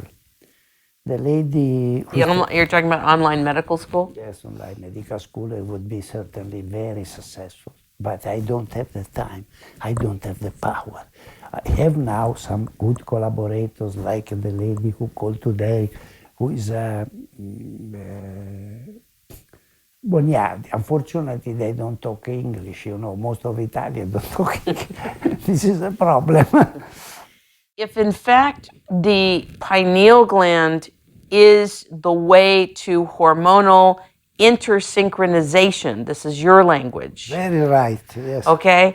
And if what you found out was that this discovery is profound, protective, resets the cyclical clock, and functions not only to reverse aging and to optimize longevity, bringing us youth again and putting the pineal gland into a youthful state, and that melatonin as a supplement is protective if it's done properly. Yes. If it cycles between 1 and 3 in the morning, and it's very specific how it has to happen, and if it has the right composition. To mimic a juvenile peak. So then, when you add TRH, which also has to be cycled, it works differently and independently, even though it's in the body, which we'll be hearing about in the new book. Hopefully, which will be out, is it 2013, you think, or 2014? By the time it's ready. 2013 should be. Really? Yes, That's I hope. major. Okay. Well, I mean, I am in the good company of two wonderful persons who are very clever and enthusiastic. I said you must have passion, enthusiasm, intuition, and you must have determination and hard-working people, yes. Right. But of course, it may be not at the end or beginning next year, I don't know. We are not in a hurry after all, Sure. yes. Also because I start clinical work, I want to document what I say. If I say that you're reversing aging in human, I must show it. It's very easy, because you just need some blood tests to show reversal of aging. It's not necessary that you take the kidney or the testicle from the poor fellow, but just to see how his blood values are normalized. Because nature... What do you look for in the blood, though, for example? Simple blood test. You need lipids, you watch the kidney function, the liver function, the liver enzymes, and you have to watch the prolactin, the hormone, the prolactin. TSH is very important, because TSH must be very to 0, so that the thyroid function must be perfect. It's very simple. You need only normal blood test. One thing I want to stress, the logic of nature is so simple, so logic, which escapes our understanding. That is a problem, because we are basically, me included, stupid. Therefore, I think TRH is opening my mind to a totally unexplored domain of life and death. And it's not melatonin, it's TRH, because TRH is a primeval life-generating molecule. This is why I want to write a book after 23 years in the company of TRH, because I started my first experiment with TRH in 1989. Excuse me, I am a patient person, like Asiatic soul, but it is a time now to tell the story and to start using TRH really to reverse aging, to help people. I don't want to save the humanity. I think it's impossible, not worse, but some groups will be enlightened by this discovery. I found it incredibly fascinating for me too.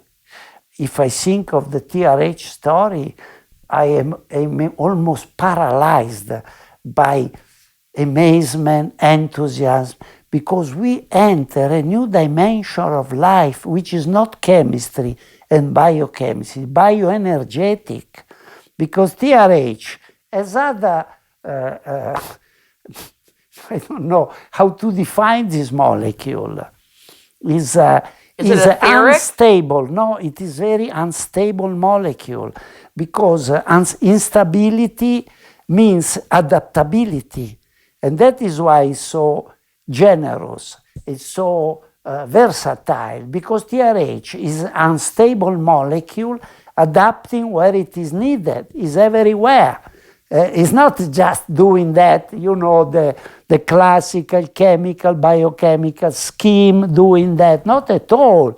It's a totally different story. It has nothing to do with chemistry and biochemistry. It's intelligent, then. It's an intelligent molecule which has generated life, obviously, because it contained histidine, which is an unstable amino acid. Instability creates life, not stability is death. Excuse me, if you agree, yeah? Yeah. The same even in the Bible is written. Life is becoming. God is becoming. And the instability from chaos has generated life. And these molecules are in our body. That is a story which should be appreciated. We are trapped by chemistry, biochemistry, by schemes, even the hormonal story, you know, I give this hormone, I give this hormone. It's absolutely ridiculous. You cannot cure by giving that and giving that. You must restore the clock from the top. And remember one thing, I can restore, I can cure and restore people from severe diseases of all kinds without TRH. Because if you reset the clock from the top by giving melatonin and enhancing hormonal cyclicity and restoring the clock, hormonal intersynchronization, you don't need TRH because the body is going to produce its own TRH. But if you have rapid effects, a restoration from a very severe lack of stability, then you can restore it immediately with TRH. And that is why TRH you don't need to give all the time. It's not the old story, it's a new story. TRH is a rapid agent, life-saving agent, restoring your equilibrium, your balance in a blitz, in a short time, and then it can be maintained. It's a life-generating and maintaining molecule. This is why I want to write a book, and I have already been using TRH in patients many years now with my system. There are patients, rare, very few, because it is very expensive and they have to pay for it. I cannot give it as a present, it's impossible. And you know I work with my foundation, so I am non-profit. I don't want to be there who shows, I am generous. No, I need money for my research, for my family, but for my family I don't need the millions. I wouldn't know what to do with it. I would put immediately in the research.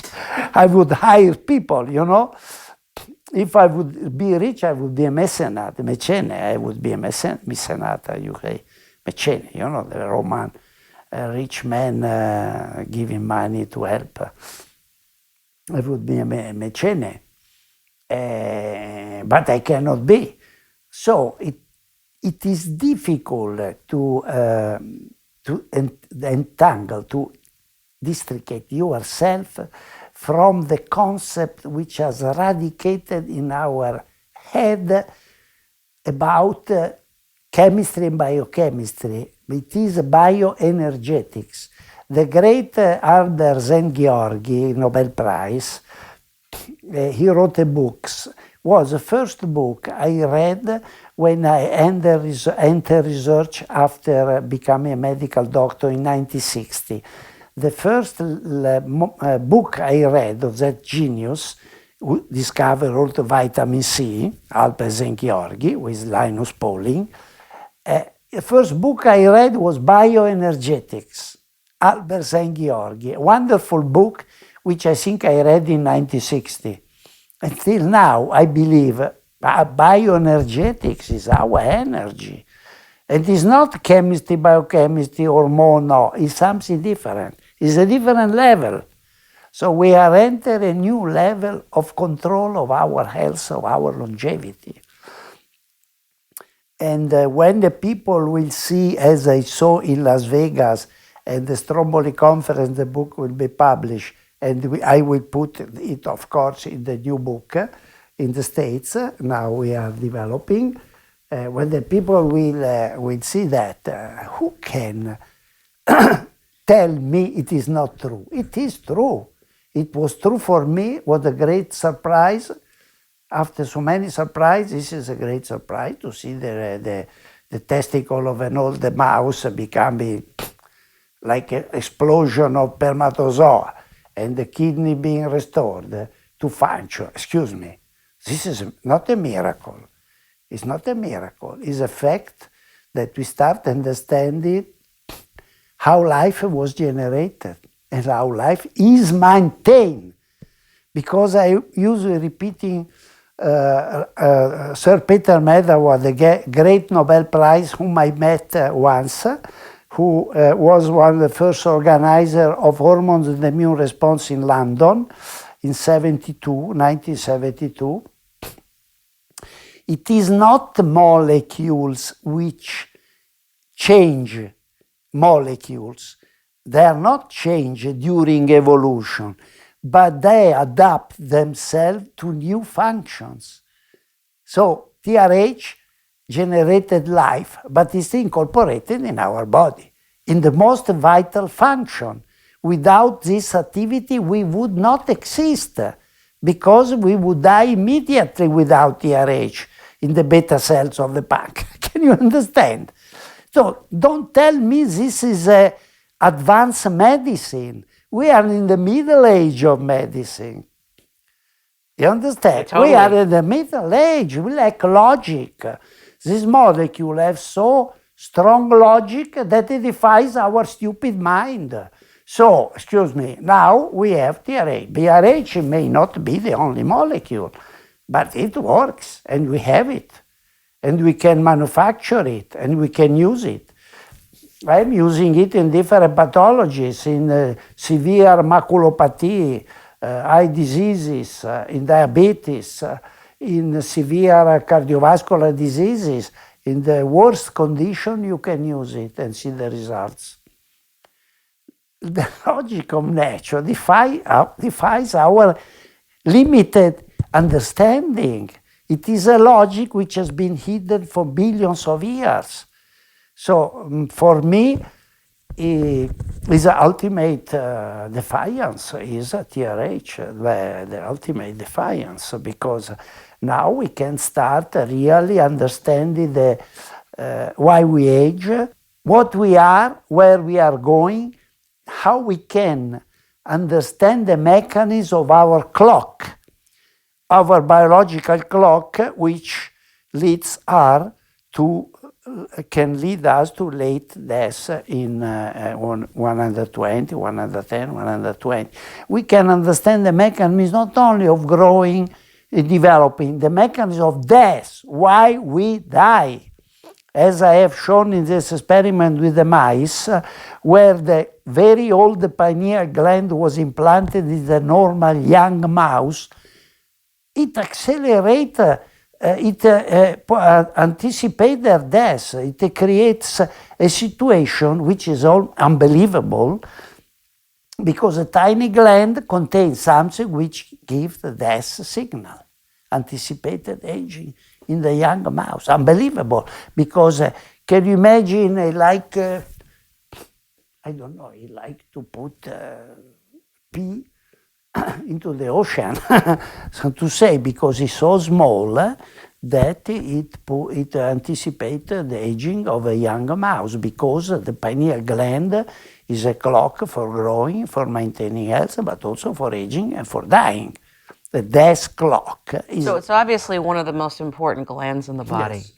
There was a researcher named Jennifer Luke, I think I told you about her earlier, when she was in England, and she had done research on the effects of fluoride on the pineal gland. And found out that if you continue to take fluoride in your water, you will calcify your pineal gland. Possible. I must confess that I don't know what happens in the pineal gland, how it works. But some cases, the calcification does not create any problem, even with a calcified pineal gland, but it's not that it's totally calcified. Because maybe the real effect of the pineal gland, the melatonin gives the message of the night, but there are theories about, as I told you already, that there are some crystals. Oh, the magnetite. In the pineal gland, which are synchronized with Direction. lunar cyclicity. Right. And they react and create this feedback, because after all, the lunar cyclicity is was fundamental for generating life on the planet, because the life generated in the primordial oceans. And then these animals came out, after a while. Do you really believe that? I think so, yes. You think There that's how it are happened? even fishes there, yes, I think so. Life was generated in the ocean, probably on the bottom of the oceans, and but who knows? Okay. Anyhow, I think the moon is most fascinating. In fact, we did some experiment. I will publish it. Oh, I'd love to hear On about the that fact, when you're ready. on the effect of the moon. We have done the experiment, I didn't publish it, astonishing, to show that the moon is very important for our health. The moon cyclicity is linked to everything. Can you imagine? I mean, we are a tiny planet lost in the universum, where life has been generated, but I don't think it's been generated only here. But we are here. We live very, very few years. I would like to understand more because I'm curious. I'm not interested to do anything else than to satisfy my curiosity. I love it that you love to learn. It makes for refreshing dialogue and I for did very that. exciting discoveries. The great Dante Alighieri, our great genius, said, "We were not born to live like brutes, but to pursue, to follow virtue and knowledge. For this we were born, not to live like brutes, like the majority, of course." Dr. Walter Pierpaoli, Yes. it is a great pleasure and an honor to meet you and to come here and to spend time with you and to learn from you and to bring the synthesis of what's available now to the public. And I really want to thank you. On behalf of It's Rainmaking Time and Wayback Water, who has sponsored this interview, and Dan Nelson, who's a physicist and a brilliant man who believes in It's Rainmaking Time and is interested in bringing new knowledge to the public. In his particular area, it's bioenergetics and water. We want to thank him. And for those of you listening, you can go to the Positron group at positroninfo.com. Call Nancy at 870-741-5877. How do people reach you and how do they order the product? We have a formula done in Switzerland and being reproduced by the company in Italy. But easier would be to reverse to anti-aging systems because they have our melatonin. And give the website address, antiagingsystems.com. It is www.antiaging-systems.com. There you find the Melatonin Pierpaoli formula. Fabulous. Because it's easier probably than to order in Italy. It's complicated. I thank you for all of the pioneering work that you've done, and I want you to know that I definitely understand the disappointments along the way and the shocks in the system when you're introducing new knowledge, that there's usually arrows in your back, and we're very excited at the work that you're doing and the path you're on. Thank you so much. You are welcome. Maybe I will remember something. Oh, I forgot it. But it's There's too always a second time. There's always more. Yeah. And if you wouldn't mind saying my 3 favorite words with me, it's rainmaking time. It's rainmaking time. I like it very much. At the beginning, I didn't understand what it means. Rainmaking because rain, water, brings health, fertilization, fertility. Yes, very, very good. Compliment. My compliments to you. Thank you. Thanks for your trust. God bless you. God bless you.